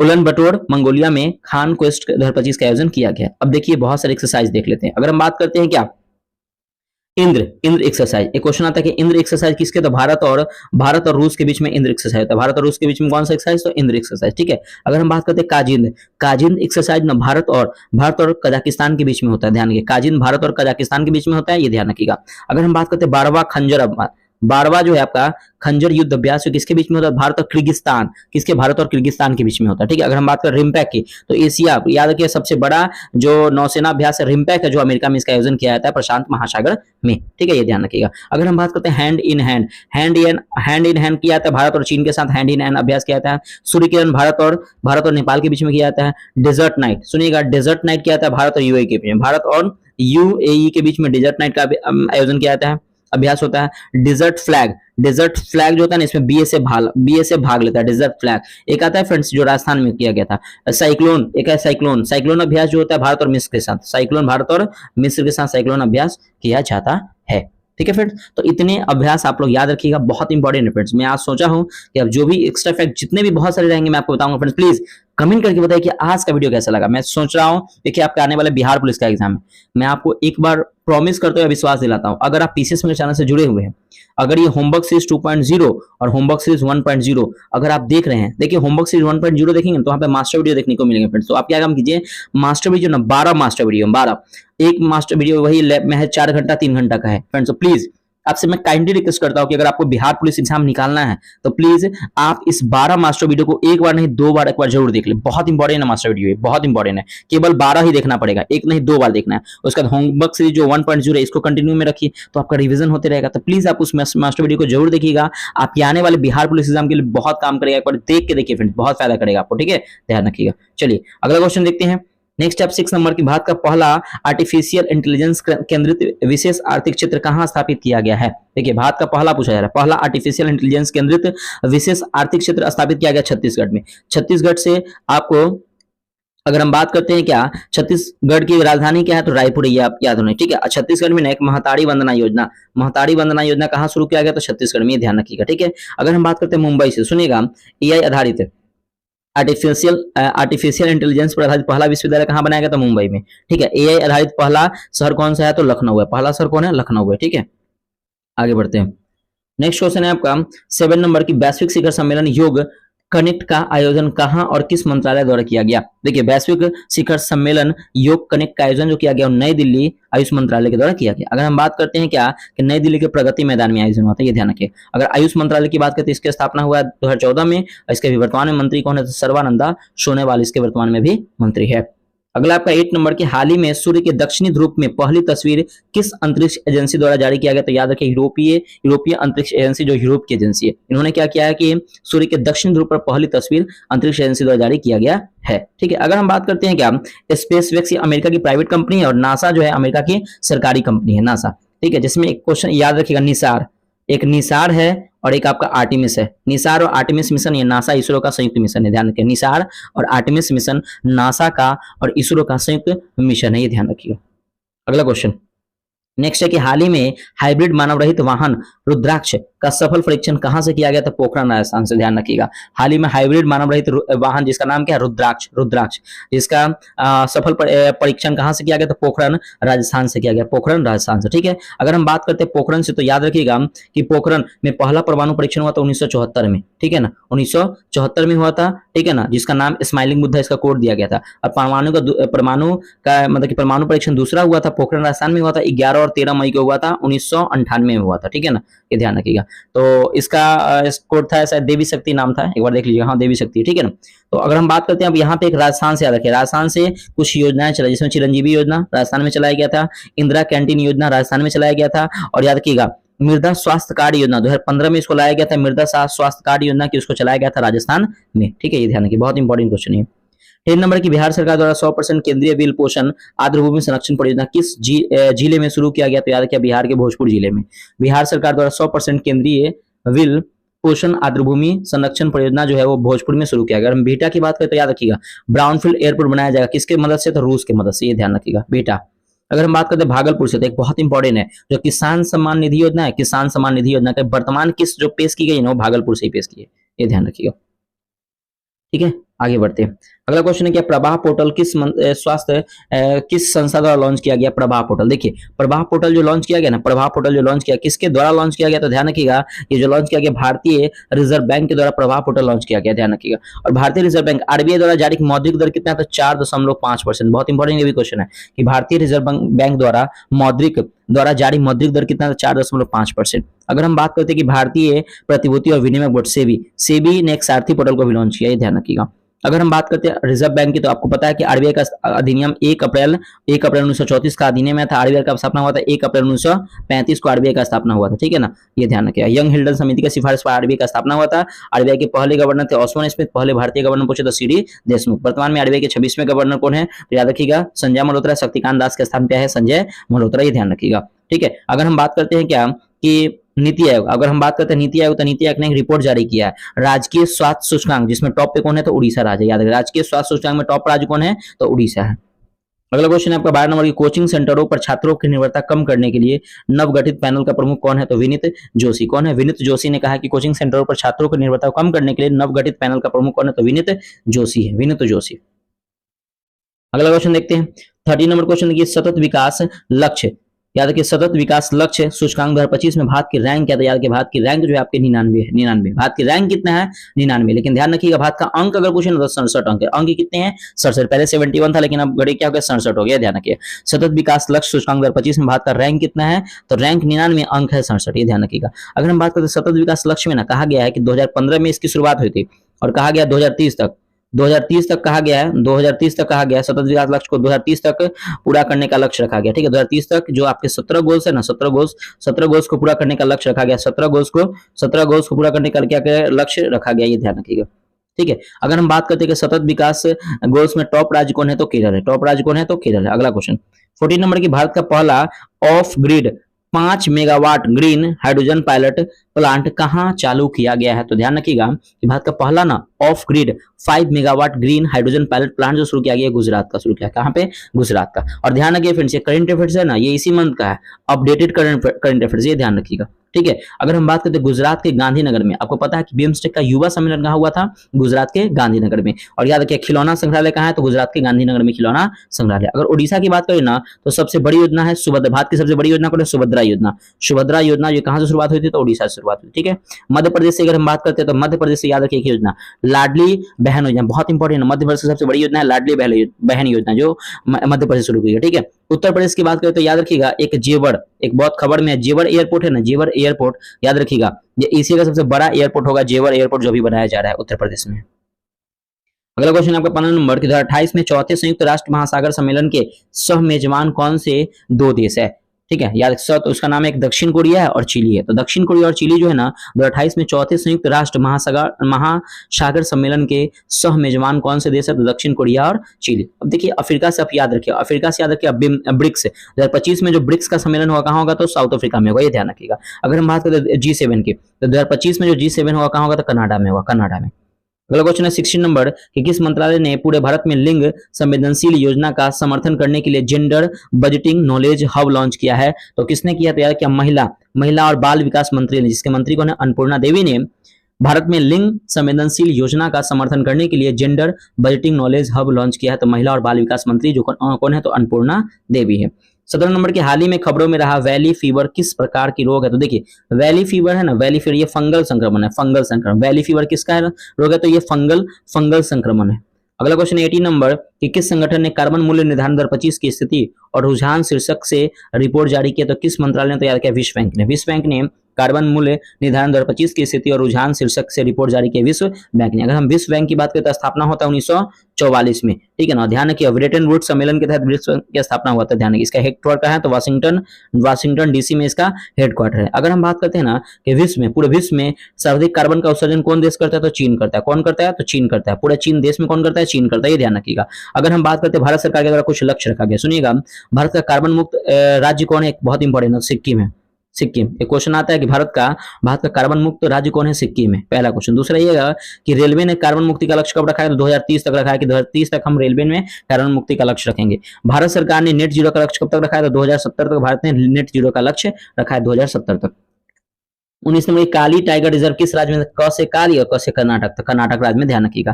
ठीक है, काली टाइगर रिजर्व कहां है? तो कर्नाटक में। और याद रखिएगा भारत में अभी वर्तमान में कितने टाइगर रिजर्व है? तो 58 है। 58वां टाइगर रिजर्व पता है कौन है? माधव टाइगर रिजर्व जो मध्य प्रदेश में। ठीक है, नेशनल पार्क 107 है। 107वां national park Simlipal national park है जो उड़ीसा में स्थित है, ये ध्यान रखिए, दोनों अपडेटेड है। अगला 20 नंबर की, किस राज्य सरकार ने पर्यटक सुरक्षा में सुधार और पर्यटन को बढ़ावा देने के लिए पर्यटन सुरक्षा बल, जिसे पर्यटन मित्र के नाम से भी जाना जाता है, उसको लॉन्च किया है? किसके द्वारा? तो महाराष्ट्र के द्वारा। महाराष्ट्र ने पर्यटन सुरक्षा में सुधार और पर्यटन को बढ़ावा देने के लिए पर्यटन सुरक्षा बल, जिसे पर्यटन मित्र के नाम से भी जाना जाता है, वो महाराष्ट्र सरकार ने लॉन्च किया। अगर हम बात करते हैं महाराष्ट्र में तो याद रखिएगा, सुनिएगा महाराष्ट्र से अगर हम बात करते हैं कि जो खेलो इंडिया यूथ गेम्स जो हुआ है ना, इसमें टॉप राज्य कौन रहा है? तो महाराष्ट्र। और इसमें बिहार का स्थान कितना है? तो 15वां स्थान है, ये ध्यान रखिए 15वां स्थान बिहार का है। अब देखिए फ्रेंड्स, अगर हम बात करते हैं खेलो इंडिया गेम हुआ है, खेलो इंडिया यूथ गेम्स का आयोजन कहाँ हुआ है? तो बिहार में और दिल्ली में भी हुआ है। कहाँ? बिहार में भी हुआ है और दिल्ली में हुआ खेलो इंडिया यूथ गेम्स का आयोजन। बिहार के 5 शहर में हुआ, ये ध्यान रखिएगा, ठीक है ना। अगर हम बात करते हैं क्या खेलो इंडिया यूनिवर्सिटी गेम कहाँ हुआ है? तो लखनऊ में। लिखिएगा खेलो इंडिया यूनिवर्सिटी गेम कहाँ हुआ है? तो लखनऊ में। खेलो इंडिया शीतकालीन गेम, सुनिएगा, खेलो इंडिया शीतकालीन गेम कब हुआ? तो पहले लद्दाख में हुआ, पहले लद्दाख में हुआ है, उसके बाद कुछ दिन बाद क्या हुआ है? तो जम्मू एंड कश्मीर में हुआ है खेलो इंडिया शीतकालीन गेम। और बात करते हैं खेलो इंडिया बीच गेम कहाँ हुआ? तो द्वीप में। बीच गेम कहाँ हुआ है? तो द्वीप में हुआ, ठीक है ना। अगर हम बात करते हैं क्या, एक क्वेश्चन आता है कि 38वां राष्ट्रीय खेल का आयोजन कहाँ किया गया? उत्तराखंड है। उत्तराखंड में। इसमें टॉप में कौन था? तो सेना का सर्विसेज टीम क्या था? टॉप पे था। और खेलो और 39वां राष्ट्रीय खेल कहाँ किया जाएगा? तो मेघालय में इसका आयोजन किया जाएगा, ये ध्यान रखिएगा। चलिए अगला क्वेश्चन है आपका 21 नंबर। यहाँ से साइंस का क्वेश्चन आता है कि विषाणु में पाया जाता है। देखिए विषाणु में न्यूक्लिक एसिड और प्रोटीन पाया जाता है। न्यूक्लिक एसिड और प्रोटीन पाया जाता है विषाणु में, ध्यान रखिए। विषाणु का खोज इवानोव्स्की ने किया। पहला विषाणु tobacco mosaic virus, TMV virus, ये खोजा गया था विषाणु जो इवानोव्स्की ने खोजा था, ये ध्यान रखिएगा। अब यहाँ पे देखिए कार्बोहाइड्रेट यहाँ पे दिख रहा हो। कार्बोहाइड्रेट को पता है ना, कार्बोहाइड्रेट का पाचन मुख से स्टार्ट होता है, लेकिन अंतिम रूप से पाचन छोटी आंत में होती है। अगला आपका एड्स विषाणु नष्ट करता है, तो टी लिम्फोसाइट्स को एड्स विषाणु नष्ट करता है। और ध्यान रखिएगा ये टी लिम्फोसाइट कहाँ होता है? तो डब्ल्यूबीसी में होता है, डब्ल्यूबीसी। और याद रखिएगा डब्ल्यूबीसी की कोशिका में जो वृद्धि होता है ना, उसको रक्त कैंसर कहते हैं, ध्यान रखिएगा।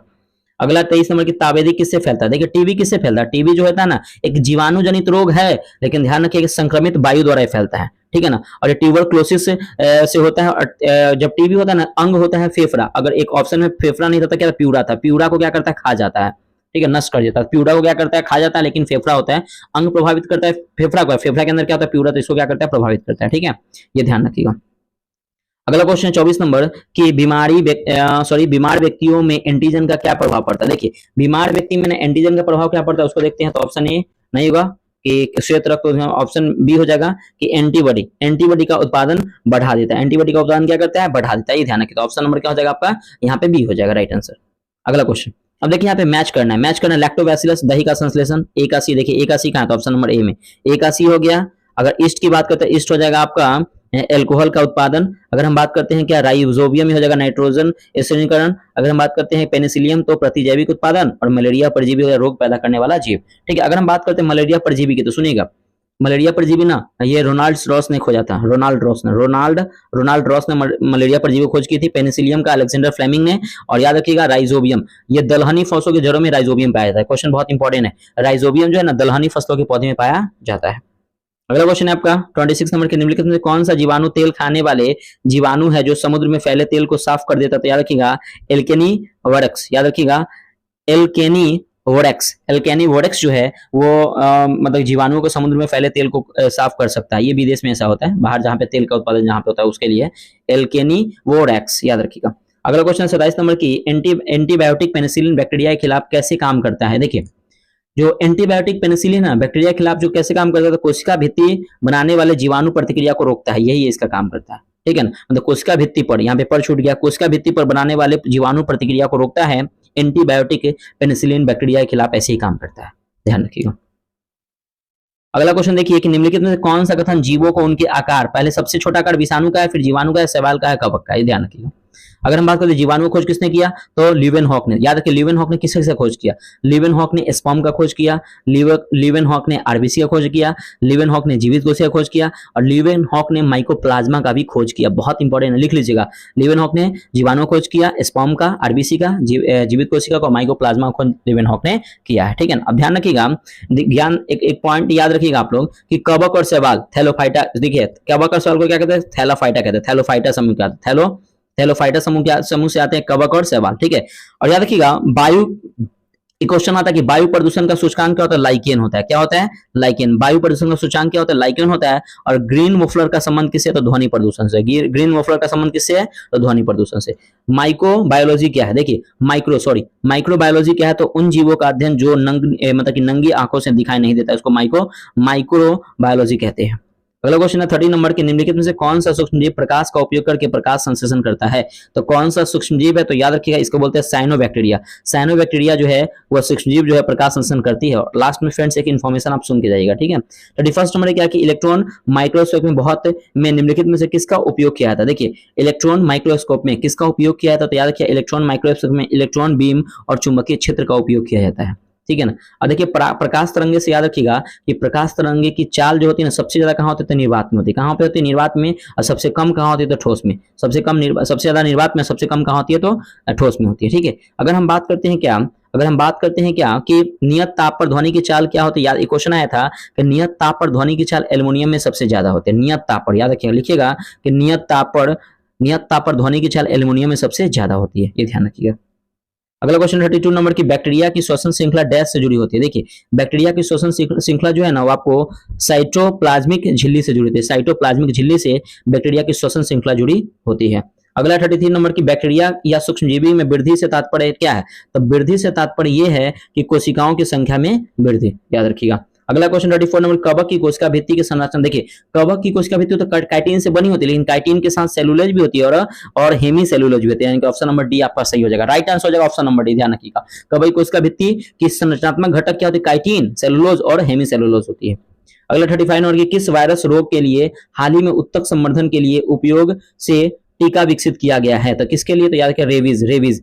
याद रखिएगा कि एक वायरल रोग के लिए हाल ही में उत्तक संवर्धन के उपयोग में टीका विकसित किया, तो रेबीज टीका खोज लुईस पास्चर ने किया था, ठीक है ना। इसे रेबडो वायरस होता है, कुत्ते काटने से एक रेबडो वायरस होता है, ये ध्यान रखिएगा। निम्नलिखित में से कौन सा डीएनए प्रकृति को रोकता है? तो अल्ट्रावायलेट प्रकाश, यूवी प्रकाश। और याद रखिएगा, एनोड कैथोड पे माइनस चार्ज होता है और एनोड पर क्या होता है? प्लस चार्ज होता है, ये भी ध्यान रखिएगा। अगला 37 नंबर क्वेश्चन, कि वह पहला रोग कौन सा था जिसके लिए कीमियोथेरेपिटिक एजेंट का इस्तेमाल किया गया था? याद रखिए, पहला रोग कौन सा इसके लिए कीमियोथेरेपिटिक किया गया था? सिफिलिस जो रोग है ना, सिफिलिस रोग है, उसके लिए ना कीमियोथेरेपिटिक एजेंट का इस्तेमाल किया था, सिफिलिस। और पता है, सिफिलिस में प्रभावित अंग ना जनन अंग है, जनन अंग। और याद रखिए, सिफिलिस जो है जीवाणुजनित रोग है, विषाणुजनित नहीं। सिफिलिस जो है एक आपका जीवाणुजनित रोग है, ये ध्यान रखिएगा। अगर हम बात करते हैं चेचक की, चेचक क्या है? तो वायरस नुमा डिजीज है। एड्स आपके वायरस नुमा डिजीज है, ठीक है ना। मलेरिया आपका जीवाणुजनित रोग है और ये मलेरिया परजीवी से होता है, ये ध्यान रखिएगा, ठीक है। चेचक का टीका पता है कि सबसे पहले एडवर्ड जेनर चेचक के टीका का खोज किया था। सेलुलोज को सेलोबायोज में किस एंजाइम द्वारा विघटित किया जाता है? देखिए, सेलुलोज को सेलोबायोज में किस एंजाइम द्वारा विघटित किया जाता है? याद रखिए, सेलुलोज के द्वारा। किसके द्वारा? तो सेलुलोज के द्वारा।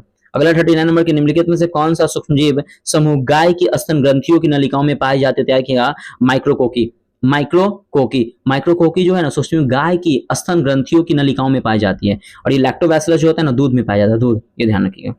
अगला क्वेश्चन है 14 नंबर के, निम्नलिखित में से कौन सा संयुक्त टीका बच्चों टेटनस, काली खांसी और डिप्थीरिया में सुरक्षा के लिए दिया जाता है? डीपीटी का फुल फॉर्म होता है डिप्थीरिया, पोर्टिसिस और टेटनस, ठीक है, ध्यान रखिएगा। अगर हम बीसीजी के टीका की बात करें तो टीबी का टीका होता है बीसीजी का टीका, ये ध्यान रखिएगा। अगला आपका 41 नंबर की, आंत में छिद्र होना किस रोग का लक्षण? तो टाइफाइड का, याद रखिएगा। और साल्मोना टाइफी जीवाणु से होता है टाइफाइड। और टीबी जो होता है जीवाणु जनित रोग होता है, ठीक है। हैजा जो होता है जल जनित रोग होता है, जीवाणु जनित है, ये ध्यान रखिएगा। टाइफाइड भी जल जनित ही रोग है, ठीक है। अगला क्वेश्चन है आपका 42 नंबर के, निम्न में से किसका तापेदिक का इलाज के लिए प्रयोग किया जाता है? तो तापेदिक के इलाज के लिए किसका प्रयोग करते हैं? तो ध्यान रखिएगा, पेनिसिलिन का। पेनिसिलिन ये बुखार का दवा है, पेनिसिलिन। 43 नंबर की, विषाणु के बारे में सत्य क्या है? तो इनमें आरएनए पाया जाता है। विषाणु में क्या पाया जाता है? तो देखिए फ्रेंड्स, इसमें आरएनए तो पाया जाता है, लेकिन इसका राइट आंसर है केवल पोषक कोशिकाओं में गुणित होते हैं। तो ऑप्शन नंबर डी हो जाएगा। या केवल जो होते हैं केवल पोषक कोशिकाओं में गुणित होते हैं। केवल मतलब विषाणु के बारे में सत्य क्या है? तो ये केवल पोषक कोशिकाओं में गुणित होते हैं।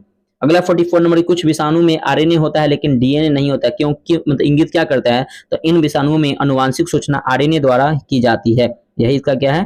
तो विषाणु का आरएनए होना एक क्या है? डीएनए नहीं होता। इसका इंगित है कि इन विषाणुओं में आनुवांशिक सूचना आरएनए द्वारा की जाती है, इसलिए।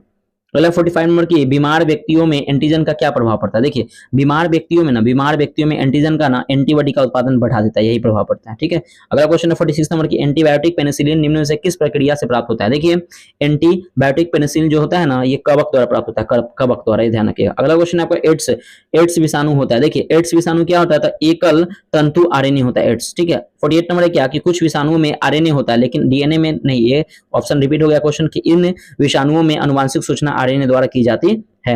अगला 49 नंबर की, इनमें से कौन सा प्रोटोजोआ जनित बीमारी नहीं है? देखिए, प्रोटोजोआ जनित बीमारी इनमें से कौन सा नहीं है? तो देखिए अगर हम बात करते हैं ना, ये हाथी पांव रोग जो होता है ना, ये कवक नुमा बीमारी कौन है, तो कवक नुमा है। और याद रखिएगा घाव जो है और नींद की बीमारी और काला ज्वर ये आपका प्रोटोजोआ बीमारी, लेकिन हाथी पांव जो है ना ये कवक के ज्वर होता है। और प्रोटोजोआ बीमारी का ट्रिक है सोने पे पाया काला ज्वर और मलेरिया, याद लिखिएगा ट्रिक है, ठीक है, ट्रिक लिखिएगा कि सोने सोने पर पाया सोने पर पाया काला ज्वर और मलेरिया। सोने पर हो जाएगा सोने की बीमारी, पेश हो जाएगा आपका पेचिस हो जाएगा, ठीक है ना। अब सोने पे पाया पेचे पेशी होगा, अब पस हो जाएगा पायरिया, काला ज्वर मलेरिया प्रोटोजुआ से होने वाली बीमारी। तो सोने की बीमारी, पेचिस, पायरिया, प्रोटोजुआ, मलेरिया ये सब किसके, तो याद रखिए प्रोटोजुआ से होने वाली बीमारी है, ध्यान रखिएगा, ठीक है। और आज का हमारा अंतिम प्रश्न, और देखिए फ्रेंड्स अंतिम प्रश्न सुनने से पहले एक नोटिफिकेशन सुनिएगा कि आपको मंडे को फिर से टेस्ट होने वाला है, फुल दरोगा का फुल टेस्ट, आपका चौथा टेस्ट होने वाला है मंडे को। तो प्लीज फ्रेंड्स आप उससे पहले जितने वीडियो है सबको अच्छे से देख के प्रिपरेशन कीजिए, और मंडे को आपको 100 का क्वेश्चन है क्या कि विश्व सरकार शिखर सम्मेलन 2025 का मेजबान कौन सा शहर है। तो देखिए विश्व सरकार शिखर सम्मेलन 2025 का मेजबान शहर है कौन है, दुबई, दुबई यूएई है, ये ध्यान रखिएगा। अगर हम बात करते हैं कुछ सबमिट की तो सुनिएगा, अगर हम बात करते हैं ब्रिक्स, एक आपका ब्रिक्स का सबमिट हुआ है, ब्रिक्स का जो सबमिट हुआ है 2025 में ये क्या हुआ है, ब्रिक्स का समिट 2025 में ये कहां होता है, ब्राजील में। कहां होगा, तो ब्राजील में, याद रखिए कहां होगा, तो ये ब्राजील में होगा, ये ध्यान रखिए। अगर हम बात करते हैं बिम्स्टेक की, सुनिएगा अगर हम बात करते हैं बिम्स्टेक की, तो बिम्स्टेक से ना बहुत सारे क्वेश्चन देखने को मिलेंगे। देखिए फ्रेंड्स अगर हम बिम्स्टेक की बात करें तो बिम्स्टेक का व्यापार सम्मेलन कहां, व्यापार जो सम्मेलन कहां किया गया, तो बैंकॉक में। बिम्स्टेक का व्यापार सम्मेलन कहां किया गया, बैंकॉक में। अगर हम बात करते हैं बिम्स्टेक का मंत्री स्तरीय सम्मेलन कहां किया गया, इसका आयोजन किया गया दिल्ली में। बिम्स्टेक का कृषि सम्मेलन कहां किया गया, तो नेपाल में। बिम्स्टेक का युवा सम्मेलन कहां किया गया, तो गांधीनगर गुजरात में किया गया, ठीक है। अगर हम बात करते हैं एससीओ की, सुनिएगा अगर हम एससीओ की बात करते हैं एससीओ 2024 का जो आयोजन किया गया वो कहां पे, इसका जो सबमिट हुआ वो कहां, रूस के कजान में। कहां, रूस के कजान में, रूस के कजान में हुआ। लेकिन बात करते हैं क्या एससीओ 2025, अगर क्वेश्चन है कि एससीओ 2025 सबमिट कहां होगा, तो चीन के किंगडाओ में, चीन के किंगडाओ में। अगर हम बात करते हैं G7 की, अगर हम बात करते हैं G7 समिट 2025, G7 समिट 2025 कहां हुआ, तो कनाडा में। कहां हुआ, तो कनाडा में, ये ध्यान रखिएगा, ठीक है। अगर हम बात करते हैं नाटो 2024, नाटो 2024 का समिट कहां हुआ, तो अमेरिका में, यूएसए में हुआ, ध्यान रखिएगा, ठीक है। अब देखिए फ्रेंड्स अगर हम बात करते हैं क्या इंटरनेशनल सोलर अलायंस, इसका जो सबमिट होगा वो कहां होगा, तो भारत की न्यू दिल्ली में होगा, ये ध्यान रखिएगा। अब देखिए फ्रेंड्स अगर बात करते हैं तो यहाँ पे राइट आंसर हो जाएगा ऑप्शन नंबर यहाँ पे बी हो जाएगा, ठीक है। देखिए फ्रेंड्स बहुत सारे फैक्ट बहुत दिनों से आप लोग रिवीजन नहीं कर रहे थे, तो मैं फिर से लेके आ गया हूँ, तो प्लीज वीडियो को लाइक जरूर कीजिएगा, चैनल को सब्सक्राइब जरूर कीजिएगा फ्रेंड्स। में देखिए बहुत इंपॉर्टेंट है आपके आने वाले Bihar police exam homework series 1.0 और 2.0, प्लीज अब देख लीजिए। मैं विश्वास दिलाता हूं क्वेश्चन आपको देखने को मिलेंगे, यहाँ पे 70% क्वेश्चन यहीं से देखने को मिलेंगे। प्लीज अब देखिए क्वेश्चन, आप बढ़ेंगे क्वेश्चन आपको, ठीक है। चलिए अगला क्वेश्चन है आपका कि नेक्स्ट क्वेश्चन है, देखिएगा कि अभ्यास सिनबैक्स के संबंध निम्नलिखित में से किन कथनों पर विचार करें। देखिए सिनबैक्स पूछा रहा है, देखिए एक होता है सिनबैक्स, एक होता है सिम्बैक्स, सुनिएगा एक होता है सिनबैक्स और एक होता है सिम्बैक्स। अगर हम सिनबैक्स की बात करें तो भारत और कंबोडिया के बीच में सिनबैक्स होता है, भारत और कंबोडिया के बीच में, भारत और कंबोडिया के बीच में सिनबैक्स होता है। लेकिन हम सिम्बैक्स की बात करें तो भारत और सिंगापुर के बीच में होता है, याद रखिए भारत और सिंगापुर के बीच में सिम्बैक्स होता है। और सिनबैक्स की बात करें तो भारत और कंबोडिया के बीच में होता है। तो पहला आपका गलत हो जाएगा, यह अभ्यास भारतीय सेना और चीनी सेना के बीच में, तो गलत है, भारतीय सेना और कंबोडिया सेना के बीच में होता है, ठीक है। यह अभ्यास मुख्य रूप से संयुक्त मानवीय सहायता और आपदा राहत अभियानों की योजना बनाने पर केंद्रित करता है। तो देखिए फ्रेंड्स ये गलत है, यह अभ्यास जो है ना वो सैन्य सहायता और रक्षा सहायता के लिए किया जाता है, याद रखिए। तो दोनों को दोनों क्या हो जाएगा, ऑप्शन नंबर डी होगा, न तो एक और न ही दो सही। अब देखिए कुछ सैन्य अभ्यास देखते हैं। अगर हम बात करते हैं जीमेक्स, एक क्वेश्चन आता है कि जीमेक्स जो सैन्य अभ्यास भारत और जापान के बीच में होता है, ये ध्यान रखिएगा। अगर हम बात करते हैं खंजर, अगर हम बात करते हैं खंजर की बात करें तो खंजर जो आपका संयुक्त अभ्यास है ये 12वां संस्करण, 12वां संस्करण है। और भारत और किर्गिस्तान के बीच में, भारत और किर्गिस्तान के बीच में क्या हुआ था, खंजर हुआ था, भारत और किर्गिस्तान के बीच में, और किर्गिस्तान में हुआ था, ध्यान रखिए। अगर हम बात करते हैं काजिंद का 13वां संस्करण था। काजिंद का कहां पे, भारत और कजाकिस्तान, ठीक है, भारत और कजाकिस्तान काजिंद, और खंजर होगा भारत और किर्गिस्तान के बीच में हुआ, ठीक है। हैंड इन हैंड भारत और चाइना के बीच में होगा। अगर हम बात करते हैं क्या कि मित्र शक्ति, भारत और श्रीलंका के बीच में क्या होता है, मित्र शक्ति होता है, ठीक है, ध्यान रखिएगा। अगर हम बात करते हैं क्या कि तो यहाँ पे हो जाएगा। अगला अगर बात करते हैं कि मालाबार, एक अभ्यास होता है मालाबार जो अभ्यास होता है क्वाड देश के साथ होता है, यानी कि भारत, अमेरिका, ऑस्ट्रेलिया और जापान के साथ ये मालाबार अभ्यास होता है। रिम्पैक्स याद रखिएगा, होता है रिम्पैक्स याद रखिएगा।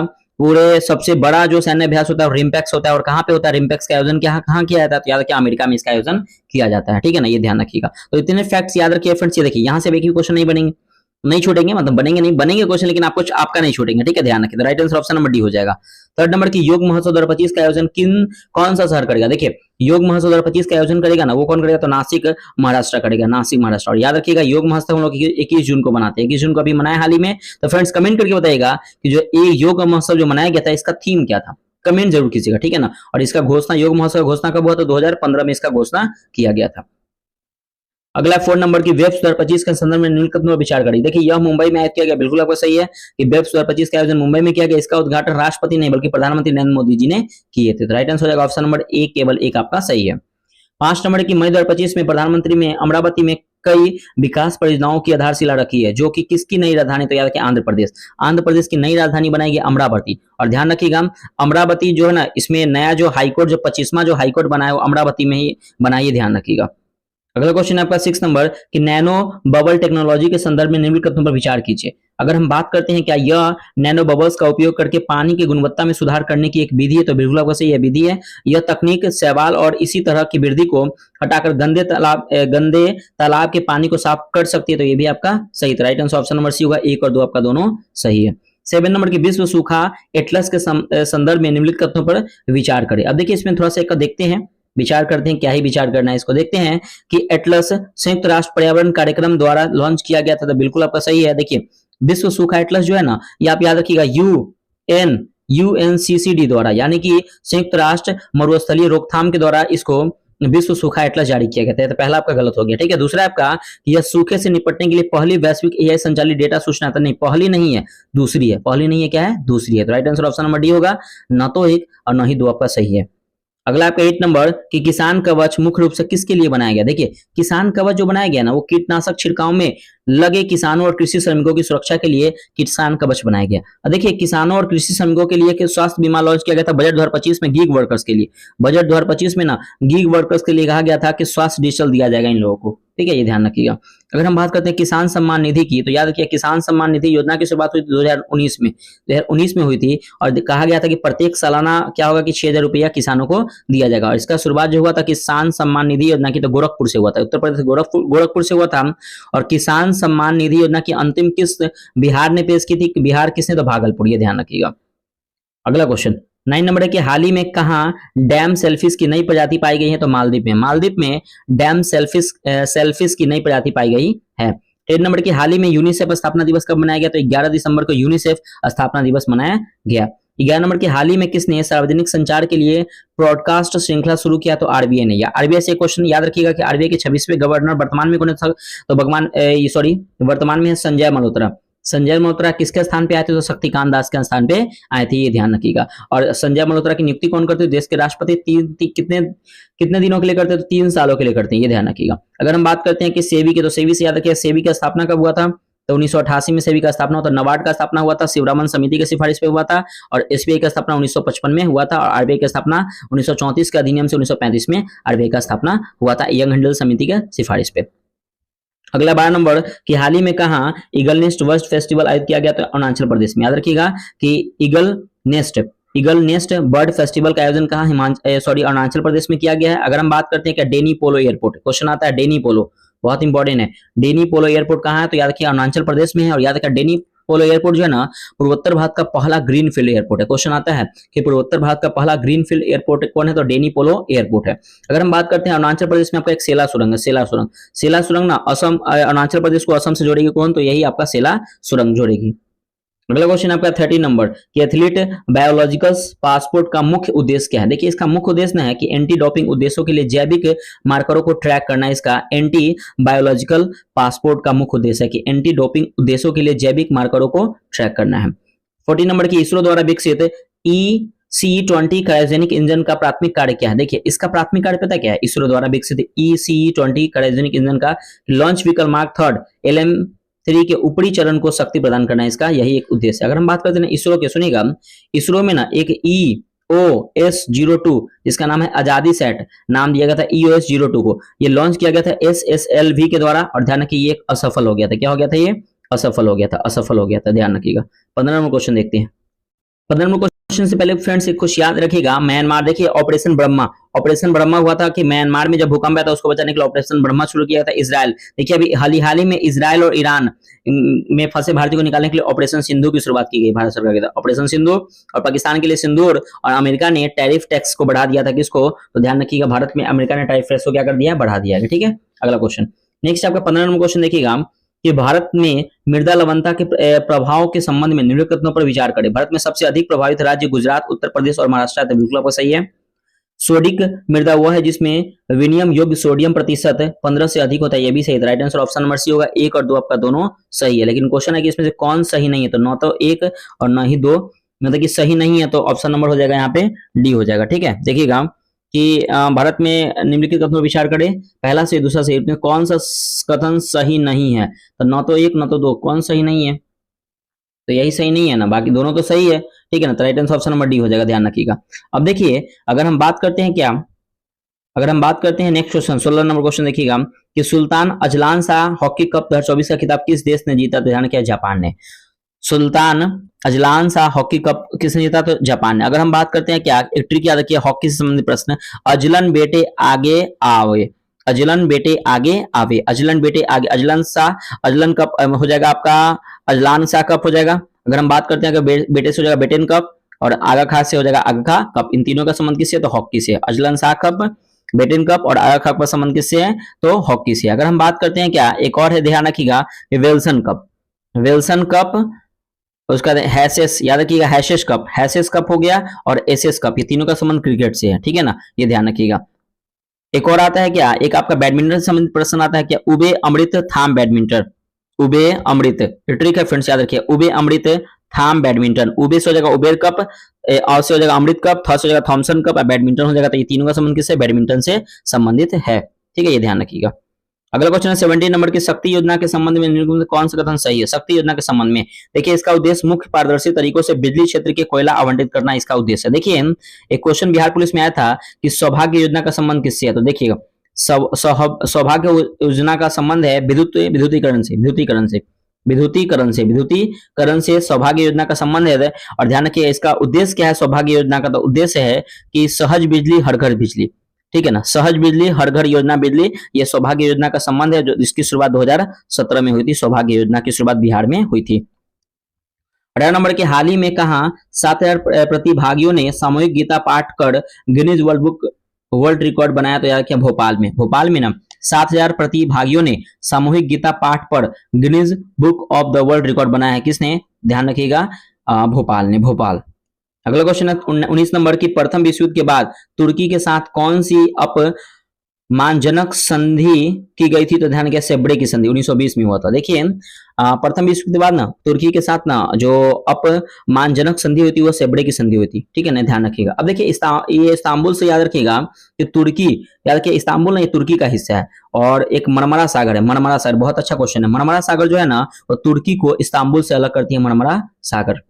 अगला क्वेश्चन है बहुत इंपॉर्टेंट वीवीआई क्वेश्चन, देखिए इसमें कंफ्यूजन ना हो आपको। समाजवाद शब्द का प्रयोग सर्वप्रथम किसने किया था। देखिए अगर हम बात करते हैं ना कि समाजवाद शब्द का प्रयोग सर्वप्रथम किया था रॉबर्ट ओवेन ने। लेकिन क्वेश्चन आए कि समाजवाद का जनक कौन है, तो समाजवाद का जनक है कार्ल मार्क्स। ठीक है, समाजवाद का जनक कौन है, कार्ल मार्क्स है। तीसरा क्वेश्चन यह है कि समाजवाद की अवधारणा किसने दिया था, तो रूसो ने। याद रखिएगा समाजवाद की अवधारणा किसने दिया, रूसो ने। समाजवाद का जनक कौन है, कार्ल मार्क्स, और सर्वप्रथम समाजवाद का प्रयोग किसने किया, रॉबर्ट ओवेन ने किया, ध्यान रखिएगा। और कार्ल मार्क्स ने दास कैपिटल पुस्तक को लिखी थी, किसने, तो कार्ल मार्क्स ने लिखी थी। और लियो टॉल्स्टॉय से याद रखिएगा कि गांधी जी इनके विचारों से प्रभावित हुए थे, इसलिए साउथ अफ्रीका में टॉल्स्टॉय फॉर्म की स्थापना भी किए थे। 21 नंबर की किसका मिलान गलत है। विश्व शौचालय दिवस 19 नवंबर सही है, विश्व आयोडीन अल्पता दिवस 21 अक्टूबर सही है, राष्ट्रीय युवा दिवस 12 अगस्त नहीं बल्कि 12 जनवरी होगा। 12 जनवरी को राष्ट्रीय 12 जनवरी को हम लोग क्या मनाते हैं, राष्ट्रीय युवा दिवस, और 12 अगस्त को ना अंतर्राष्ट्रीय युवा दिवस। ठीक है, मतलब विश्व युवा दिवस मनाते हैं, अंतर्राष्ट्रीय युवा दिवस मनाते हैं। और थल सेना दिवस 15 जनवरी को, ऑप्शन नंबर सी आपका सही हो जाएगा।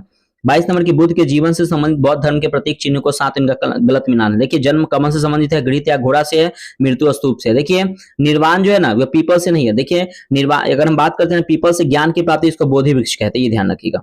ठीक है ना, तो right answer option number C हो जाएगा। 23 नंबर के निम्नलिखित कथनों पर विचार कीजिए। भारतीय प्लेट गोंडवाना प्लेट से अलग होने के बाद दक्षिण की ओर प्रभावित होती है। देखिए दक्षिण की ओर नहीं, बल्कि ये जो होती है ना उत्तर की ओर प्रभावित होती है, उत्तर की ओर। भारतीय प्लेट गोंडवाना प्लेट से अलग होने के बाद उत्तर की ओर प्रभावित होती है। भारतीय प्लेट और यूरेशियन प्लेट की टक्कर को परिणाम स्वरूप हिमालय पर्वत का विकास हुआ है। तो ये आपका जो है फ्रेंड्स ऑप्शन नंबर ये आपका सही है कि भारतीय प्लेट और यूरेशियन प्लेट की टक्कर के परिणाम स्वरूप हिमालय पर्वत का विकास हुआ था। केवल आपका 2 सही है, ये ध्यान रखिएगा। अगला क्वेश्चन नेक्स्ट है आपका 24 नंबर के निम्नलिखित कथनों में से कौन सा एक सही नहीं है? कौन सही नहीं है? देखिए अगर हम बात करते हैं क्या कि शिलोंग पठार भारत के प्रायद्वीपीय पठार का पूर्णतः शाही है, तो बिल्कुल आपका सही है कि शिलोंग पठार भारत के प्रायद्वीपीय पठार का पूर्णतः शाही है। अरावली पर्वत भारत की प्राचीनतम पर्वत श्रृंखला है, तो बिल्कुल आपका सही है कि ये प्राचीनतम पर्वत श्रृंखला है। लेकिन ध्यान रखिएगा कि कार्बिनालॉग पठार प्रायद्वीपीय पठार का हिस्सा है, ध्यान रखिएगा। कार्बिनालॉग, याद रखिए क्वेश्चन है कार्बिनालॉग पठार। कार्बिनालॉग पठार जो है ना ये प्रायद्वीपीय पठार का हिस्सा माना जाता है, ये ध्यान रखिएगा। ठीक है, अगला क्वेश्चन देखते हैं, आगे देखते हैं। नेक्स्ट पॉइंट आगे है आपका कि विंध्यन बलय पर्वत का के उदाहरण देखिए। विंध्यन जो है ना ये बलय पर्वत नहीं बल्कि ब्लॉक पर्वत का उदाहरण है। ब्लॉक पर्वत मतलब विंध्यन जो है ना वो ब्लॉक पर्वत का उदाहरण है। ब्लॉक पर्वत मतलब पर्वत जो कई खंडों में विभाजित है उसको ब्लॉक पर्वत कहते हैं, ध्यान रखिएगा। तो ऑप्शन नंबर सी आपका गलत हो जाएगा। और राजमहल उच्च भूमि लावा निक्षेप में संगठित है, ये आपका सही है, ये ध्यान रखिएगा। अगला क्वेश्चन है 25 नंबर कि कौन से कथन सही है? देखिएगा अगर हम बात करते हैं कि समुद्रगुप्त को कविराज भी कहा जाता है, बिल्कुल लगभग से देखिए समुद्रगुप्त को कविराज कहा जाता है। धरनी, याद रखिएगा इनको ना धरनी बंद कहा जाता है, धरनी बंद कहा जाता है कविराज समुद्रगुप्त को। ठीक है, लिच्छवी दहित की उपाधि धारण की थी, भारत का नेपोलियन कहा जाता है समुद्रगुप्त को। ये 4 उपाधि ध्यान रखिए, कविराज, धरनी बंद, लिच्छवी दहित, भारत का नेपोलियन। ठीक है, ये ध्यान रखिएगा। अगला है आपका कि गुप्त काल में प्रांत के शासक उपरिक कहे जाते थे, बिल्कुल आपको सही कि गुप्त काल में प्रांत में के शासक उपरिक कहे जाते थे। गुप्त काल में उज्जैन सर्वाधिक महत्वपूर्ण व्यापारिक केंद्र था, तो ये भी आपका सही कि सर्वाधिक महत्वपूर्ण व्यापारिक केंद्र था, तो ऑप्शन नंबर डी हो जाएगा। देखिए गुप्त काल के स्थापना श्रीगुप्त ने की थी और उसके अंतिम शासक कौन था? तो अंतिम शासक विष्णुगुप्त था, ये ध्यान रखिएगा। 26 नंबर की अकबर ने किसे अमीर उल उमरा की उपाधि दी थी? देखिए अकबर ने ना अमीर उल उमरा की उपाधि किसने? भगवान दास को दी थी, भगवान दास को, ये ध्यान रखिएगा। अगर हम बात करते हैं क्या बीरबल, तो याद रखिएगा अकबर के दरबार में 9 रत्न में से एक थे बीरबल भी थे, ध्यान रखिए अकबर के दरबार में रहते थे। ठीक है, अगर हम बात करते हैं अकबर की, तो अकबर का जो जन्म हुआ है, अकबर के जन्म हुआ राजा विरसाल के दरबार में हुआ था, विरसाल के दरबार में। ठीक है, और अकबर का राजाभिषेक हुआ था 13 वर्ष की उम्र में हुआ था। ठीक है, कहा? तो कालानौर में हुआ था, कालानौर में इनका राजाभिषेक हुआ था 13 वर्ष के उम्र में। ठीक है, और अकबर के संरक्षण कौन था? बैरम खां। कौन था? बैरम खां अकबर के क्या थे? संरक्षक थे, ये ध्यान रखिएगा। अब देखिए अकबर से कुछ संबंधित कुछ प्रश्न 1556 में हुआ था, पानीपत का दूसरी हुआ था, अकबर हेमू के बीच में अकबर जीत जाता है, हेमू हार जाता है। 1562 में हुआ था, दास प्रथा का अंत अकबर ने किया था। 1563 में तीर्थ यात्रा कर समाप्त किया था। ठीक है, 1564 में अकबर ने जजिया कर को समाप्त किया था। और 1605 में अकबर की क्या हो जाती है? मृत्यु हो जाती है, ये ध्यान रखिएगा। 27 नंबर की निम्नलिखित कथनों पर में से कौन सा कथन सत्य है? अलाउद्दीन खिलजी ने इक्ता प्रथा को समाप्त कर दिया था, बिल्कुल आपको सही है। इक्ता प्रथा को दोबारा शुरुआत फिरोज शाह तुगलक ने किया था, ये भी सही है। देखिए अलाउद्दीन खिलजी ने इक्ता प्रथा को समाप्त तो किया था, लेकिन इक्ता प्रथा की शुरुआत ना इल्तुतमिश ने की थी। किसने की थी? Iltutmish. Right answer option number C होगा, 1 और 2 आपका दोनों सही है। 28 नंबर की रेड क्रॉस सोसाइटी के संदर्भ में कौन सा कथन सही है? अगर हम बात करते हैं क्या इसकी स्थापना 1863 में हेनरी ड्यूरेंट ने की थी, बिल्कुल आपको सही है। इसका मुख्यालय जिनेवा स्विट्जरलैंड में, ये भी सही है। इसे 3 बार नोबेल शांति पुरस्कार मिला, ये भी सही है। विश्व रेड क्रॉस दिवस 8 मई को मनाया जाता है, ये भी सही। Right answer option number D हो जाएगा, 1 2 3 4। विश्व रेड क्रॉस दिवस 8 मई को मनाया जाता है, बहुत अच्छा क्वेश्चन है। देखिए मैच करना है। देखिए माजुली की बात करते हैं ना, तो माजुली याद रखिएगा असम में स्थित दुनिया का सबसे बड़ा नदीय द्वीप है। क्वेश्चन आता है विश्व का सबसे बड़ा नदीय द्वीप कौन है? तो माजुली द्वीप। लेकिन क्वेश्चन आया कि विश्व का सबसे छोटा नदी द्वीप कौन है? तो याद क्या? उमानंद, लिख लीजिएगा उमानंद, बहुत इंपॉर्टेंट क्वेश्चन है। विश्व का सबसे बड़ा नदी द्वीप माजुली द्वीप है, विश्व का सबसे छोटा नदी द्वीप कौन है? तो उमानंद है, उमानंद। ठीक है, ये ध्यान रखिएगा। चलिए अगला देखते हैं नेक्स्ट, हुगली। अगर हम हुगली की बात करें तो हुगली एक क्या है? तो एक ज्वारीय नदी है। अनाईमुडी की बात करें तो अनाईमुडी क्या है? तो याद क्या? पश्चिमी घाट की सर्वोच्च चोटी है। और दक्षिण गंगोत्री की बात करें तो अंटार्कटिका में अस्थायी शोध संस्था जिसे 1989 में बंद कर दिया गया और उसे 1990 से 91 में जिसका स्थान मैत्री ले लिया, ये आपका सही है। देखिए जो अंटार्कटिका में जो स्थानीय शोध हुआ था, एक दक्षिणी गंगोत्री था पहला जो सबसे पुराना था, दूसरा जो आपका था वो मैत्री था, दूसरा क्या था? मैत्री था, और तीसरा कौन था? तो भारती था। भारती सबसे नवीनतम है, सबसे पुराना दक्षिण गंगोत्री शोध है। ठीक है ना, ये अस्थायी शोध है और अभी वर्तमान में ना मैत्री और भारती है और आपका दक्षिण गंगोत्री को समाप्त कर दिया गया है। तो राइट आंसर हो जाएगा इसका मैच हो जाएगा ऑप्शन नंबर बी 4 1 2 3 हो जाएगा। 30 नंबर है, क्या निम्नलिखित में से कौन से भारतीय राज्यों की सीमा बांग्लादेश से मिलती है? तो देखिए पश्चिम बंगाल, असम और मिजोरम की सीमा बांग्लादेश से मिलती है। अगर हम बात करते हैं बांग्लादेश ने ना, एक अभी हाल ही में एक बांग्लादेश ने अपने संविधान में कहा है कि धर्मनिरपेक्ष सबको हटा देंगे। याद रखिएगा, धर्मनिरपेक्ष सबको क्या करेंगे, हटा देंगे। और बांग्लादेश की जो सीमा है 4096 किलोमीटर लगती है भारत से, ये ध्यान रखिए 4096 किलोमीटर। राइट आंसर इसका हो जाएगा ऑप्शन नंबर बी हो जाएगा 1 3 और 4। अगला है 31 नंबर की प्रायद्वीपीय भारत में नदियों की लंबाई वो घटते क्रम के अनुसार अवस्थित है। देखिए प्रायद्वीपीय भारत की सबसे लंबी नदी कौन है? तो गोदावरी नदी, उसका बाद कृष्णा नदी।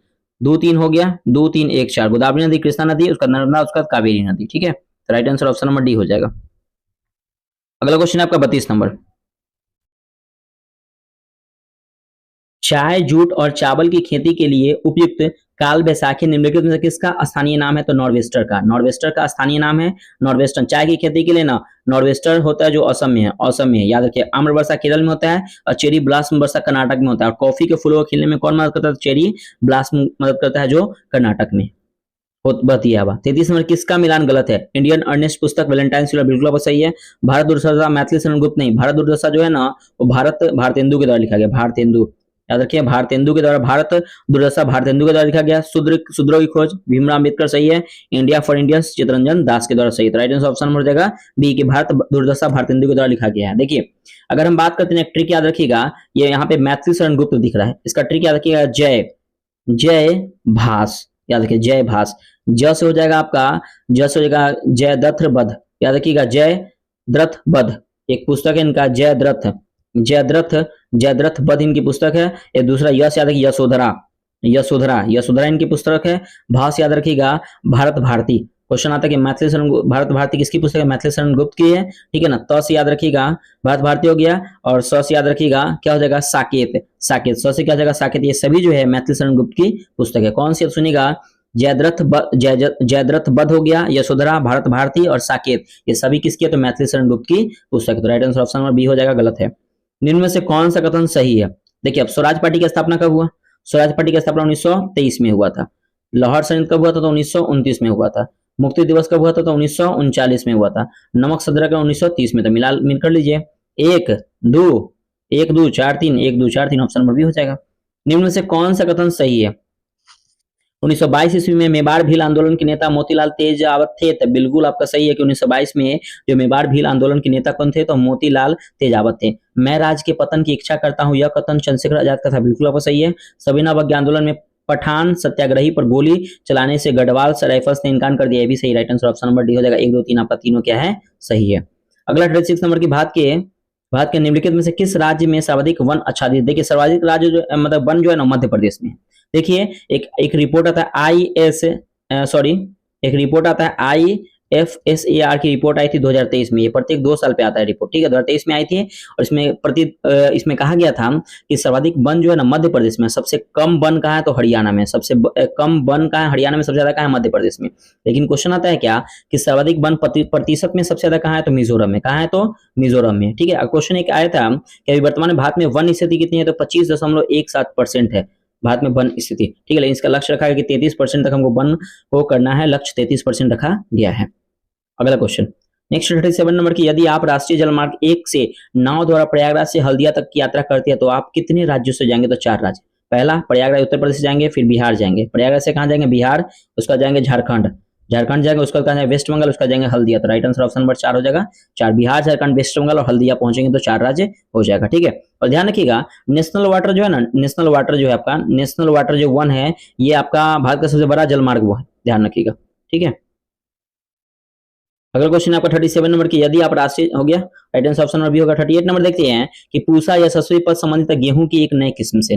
पूसा यशस्वी, देखिए पूषा, ये क्या रखिएगा? पूषा संकर और पूषा धूम, ये गेहूं से संबंधित है। किस्म है पूषा संकर और पूषा धूम। अगला है कि निम्नलिखित में से कौन सुमेलित है? देखिए क्योंझर ये तांबा के लिए प्रसिद्ध है। तो देखिए क्योंझर जो है मैग्नीज के लिए प्रसिद्ध है, रंगपो जो है तांबा के लिए प्रसिद्ध है, ठीक है। और फुटका पहाड़ ये बॉक्साइट के लिए प्रसिद्ध है और दरीबा जो है लोहा के लिए नहीं बल्कि जस्ता के लिए प्रसिद्ध है। किसके लिए? तो जस्ता के लिए, ध्यान रखिएगा। तो क्योंझर मैग्नीज के लिए, रंगपो तांबा के लिए, फुटका पहाड़ बॉक्साइट के लिए और जो आपका दरीबा जो है ये किसके लिए प्रसिद्ध है? दरिबत और जस्ता के लिए। तो right answer option number C हो जाएगा, यही आपका मैच कर रहा है। अगला है 40 नंबर कि निम्नलिखित कथनों पर विचार करें। देखिए विचार की बात करते हैं, वायु के प्रति इकाई आयतन में उपस्थित जलवाष्प की मात्रा को निरपेक्ष आर्द्रता कहते हैं। बिल्कुल आपका सही है कि वायु के प्रति इकाई आयतन में उपस्थित जलवाष्प की मात्रा को निरपेक्ष आर्द्रता कहते हैं। किसी निश्चित तापमान पर वायु में उपस्थित जलवाष्प की मात्रा एवं जल ग्रहण करने की क्षमता के अनुपात को सापेक्षिक आर्द्रता कहते हैं। बिल्कुल आपका सही है। तो right answer option number C हो जाएगा 1, 2, 3। देखिए वायुमंडलीय आर्द्रता को मापते हैं हाइग्रोमीटर से। हाइग्रोमीटर वायुमंडलीय आर्द्रता को किससे मापते हैं? तो हाइग्रोमीटर से मापते हैं। 41 नंबर की कि सार्गैसो सागर के बारे में निम्नलिखित में कौन सा कथन सही नहीं है? कौन सही नहीं है? तो देखिए अगर हम बात करते हैं क्या कि महासागरीय धाराओं का प्रति चक्रवर्तीय परिचालन इसकी विशेषता है। बिल्कुल आपका सही है। अटलांटिक महासागर में इसकी सर्वाधिक लवणता पाई जाती है, ये भी आपका सही है। गल्फ स्ट्रीम के पश्चिम और कनाड़ी धारा के पूर्व में स्थित है। बिल्कुल आपका गलत है। ऑप्शन नंबर सी आपका गलत हो जाएगा। यह शांत एवं गतिहीन जल के वृत्ताकार गति से में सीमित है, तो ये भी आपका सही। Right answer option number C हो जाएगा। अगला 42 नंबर की फेडरेशन कप का संबंध किसके है? तो बास्केटबॉल से।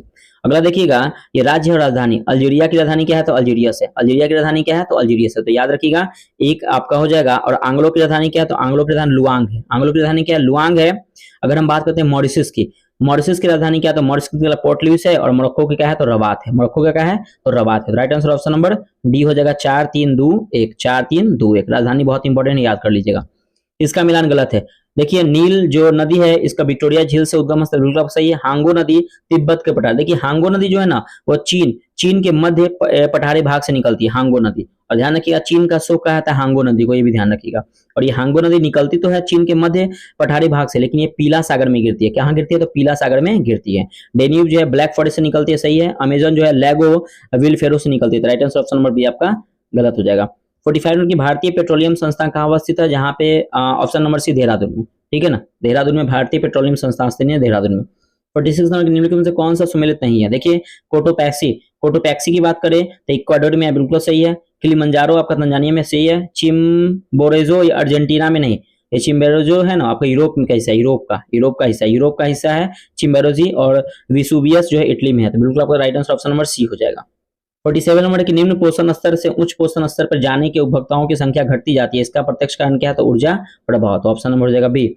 अगला 48 नंबर की निम्नलिखित में से किस राजा देश के नाम अशोक उत्कीर्ण है? तो मॉस्की स्थित छोटा चट्टान राजदेश। देखिए मॉस्की, नेटूर और गुर्जरा अभिलेख में अशोक का नाम अशोक मिलता है, याद रखिए। मॉस्की, गुर्जरा, नेटूर अभिलेख में क्वेश्चन आता है कि अशोक का नाम सम्राट किसमें कहा गया? अशोक को सम्राट किसमें कहा गया? भाब्रू शिलालेख में। भाब्रू शिलालेख में अशोक को सम्राट कहा गया, ध्यान रखिएगा।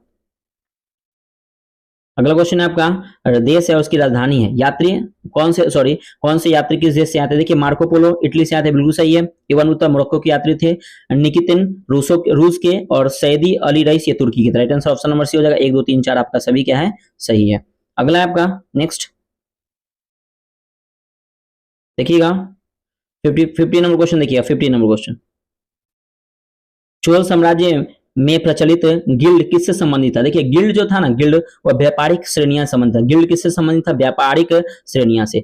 51 नंबर क्या मोहम्मद बिन तुगलक द्वारा दिए गए प्रयोगों के अनुरूप लगाए? देखिए मोहम्मद बिन तुगलक ने ना कर वृद्धि किया था, राजधानी परिवर्तन किया था, सांकेतिक मुद्रा जारी किया था, खुरासान अभियान चलाया था। ऑप्शन नंबर बी आपका सही हो जाएगा। अगला 52 नंबर की निम्नलिखित पर विचार कीजिए।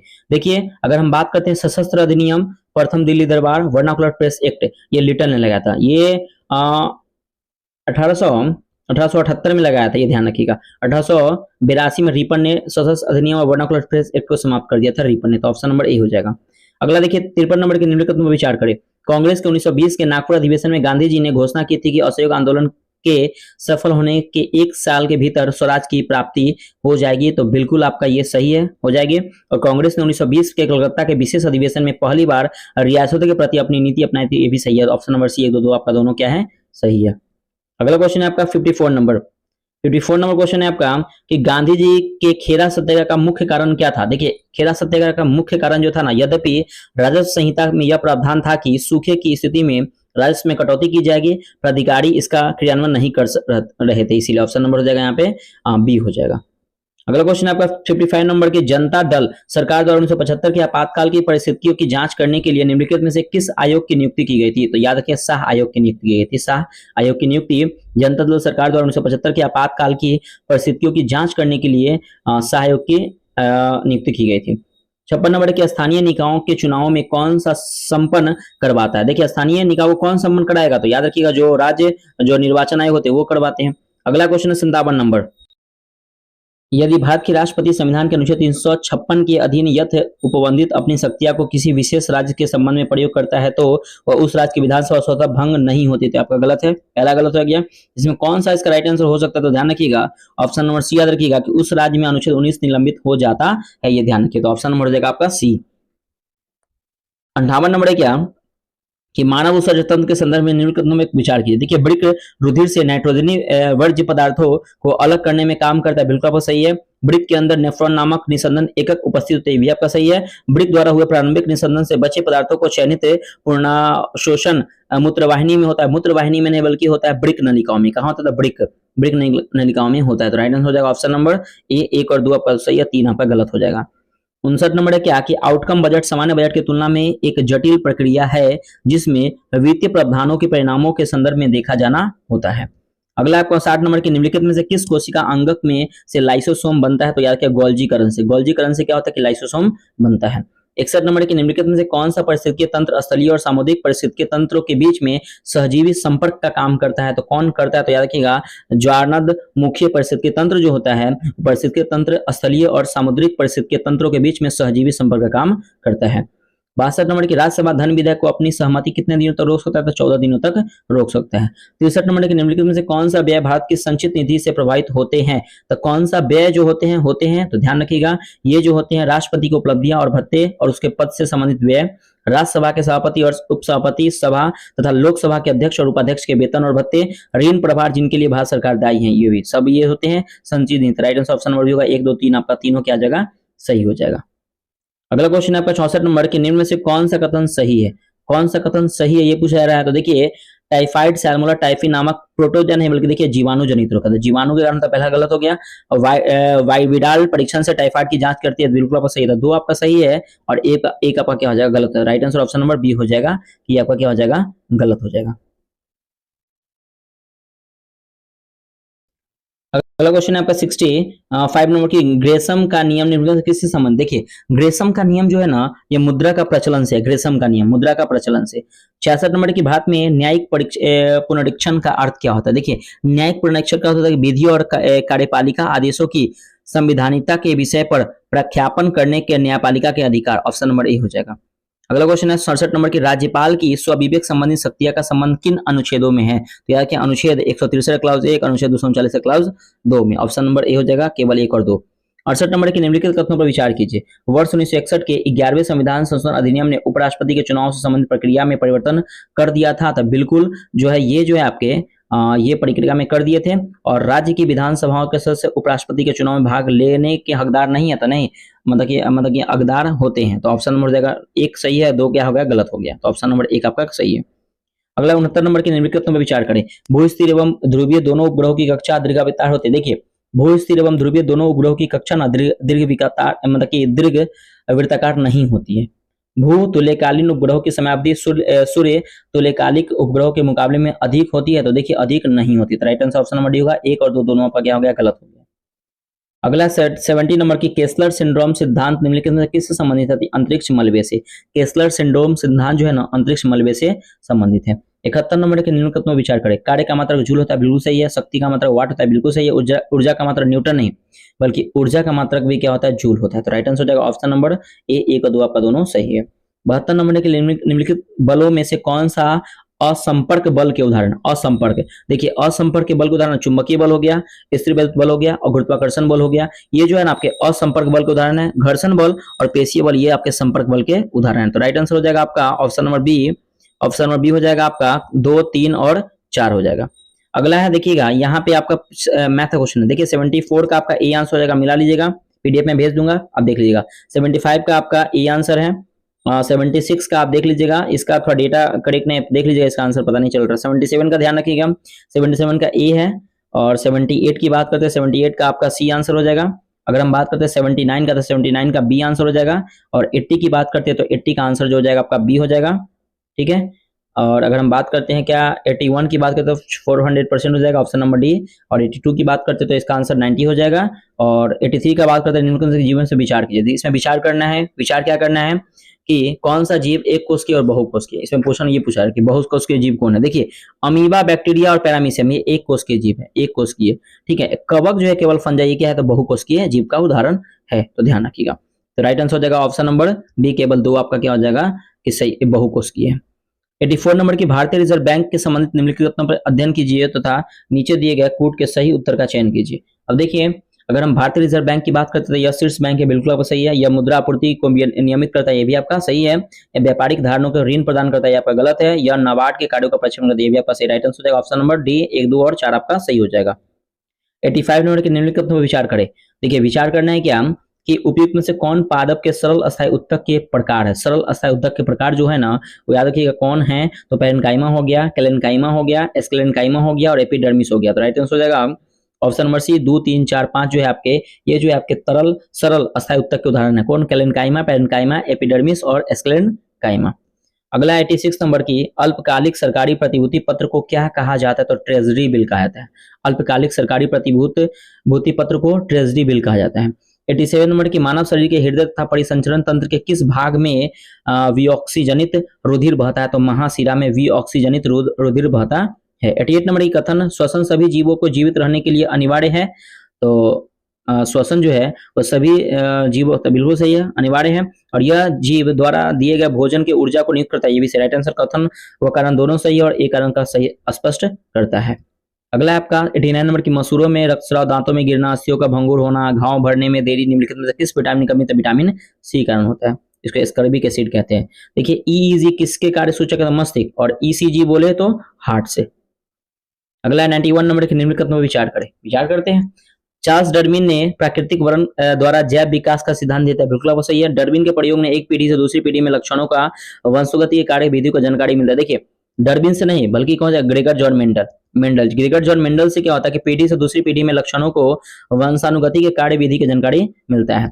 मेंडल के सिद्धांत ने बताता है कि पृथ्वी पर सरल जीवों से जटिल स्वरूप वाले जीवों का विकास किस प्रकार हुआ था। मेंडल नहीं, ये देखिए जीवों का विकास नहीं बल्कि अनुवांशिकी का विकास। मेंडल का सिद्धांत ने बताया है कि पृथ्वी पर सरल जीवों से जटिल स्वरूप वाले अनुवांशिक का नियम दिया था, किसने, तो मेंडल ने दिया था। राइट आंसर हो जाएगा ऑप्शन नंबर केवल 1 आपका यहाँ पे क्या हो जाएगा, सही हो जाएगा।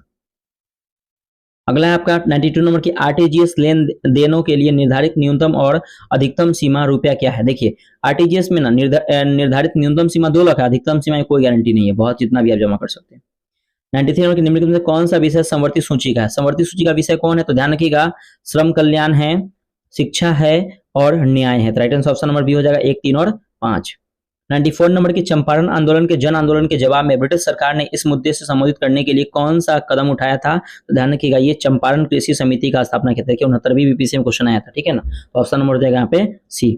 अगला 95 नंबर की बिहार में स्वराज दल की स्थापना श्री कृष्ण सिंह ने की थी और बिहार के प्रथम मुख्यमंत्री श्री कृष्ण सिंह ही थे, ठीक है। यूपी के प्रथम मुख्यमंत्री कौन थे, कमेंट करके आप जरूर बताइएगा फ्रेंड्स। कमेंट नहीं करते फ्रेंड, प्लीज कमेंट जरूर, इतना मैं आपको इतना प्यार से बताता हूँ, कमेंट कीजिएगा। मैं क्वेश्चन पूछता हूँ लेकिन आप लोग कमेंट नहीं करते, आप लोग करते क्या ही कमेंट करें। प्लीज फ्रेंड्स कमेंट कीजिए और अपना स्कोर बताइएगा कि आपका स्कोर क्या, क्योंकि आज का जो टेस्ट था ना अपने आप में एक लेवल था, ठीक है, ध्यान रखिएगा। अगला क्वेश्चन 96 नंबर की भारतीय कला में स्तूप, चैत्य और विहार का निर्माण निम्नलिखित में किससे संबंधित है, बौद्ध धर्म से संबंधित है। 97 के murder of the human being speak correct the one word substitution the given sentence में क्या हो जाएगा, होमिसाइड। अगला आपका choose the most appropriate option the change the narration direct to indirect. तो option Reshmi says my setup is doing very well, तो Reshmi says that her setup is doing very well, तो option number A आपका क्या हो जाएगा, सही हो जाएगा। अगला 99 नंबर के निम्नलिखित में से किस वाक्य में सर्वनाम का प्रयोग होता है, वह स्कूल गया। अगला आज का हमारा लास्ट क्वेश्चन 100 नंबर की, जो सत्य बोले उसे क्या कहते हैं, तो उसे सत्यवादी कहते हैं। देखिए फ्रेंड्स ये तो आपका टेस्ट नंबर 3 कंप्लीट हो गया फ्रेंड्स। प्लीज होमवर्क एक बार लिख लीजिएगा, होमवर्क है आपका करंट अफेयर्स।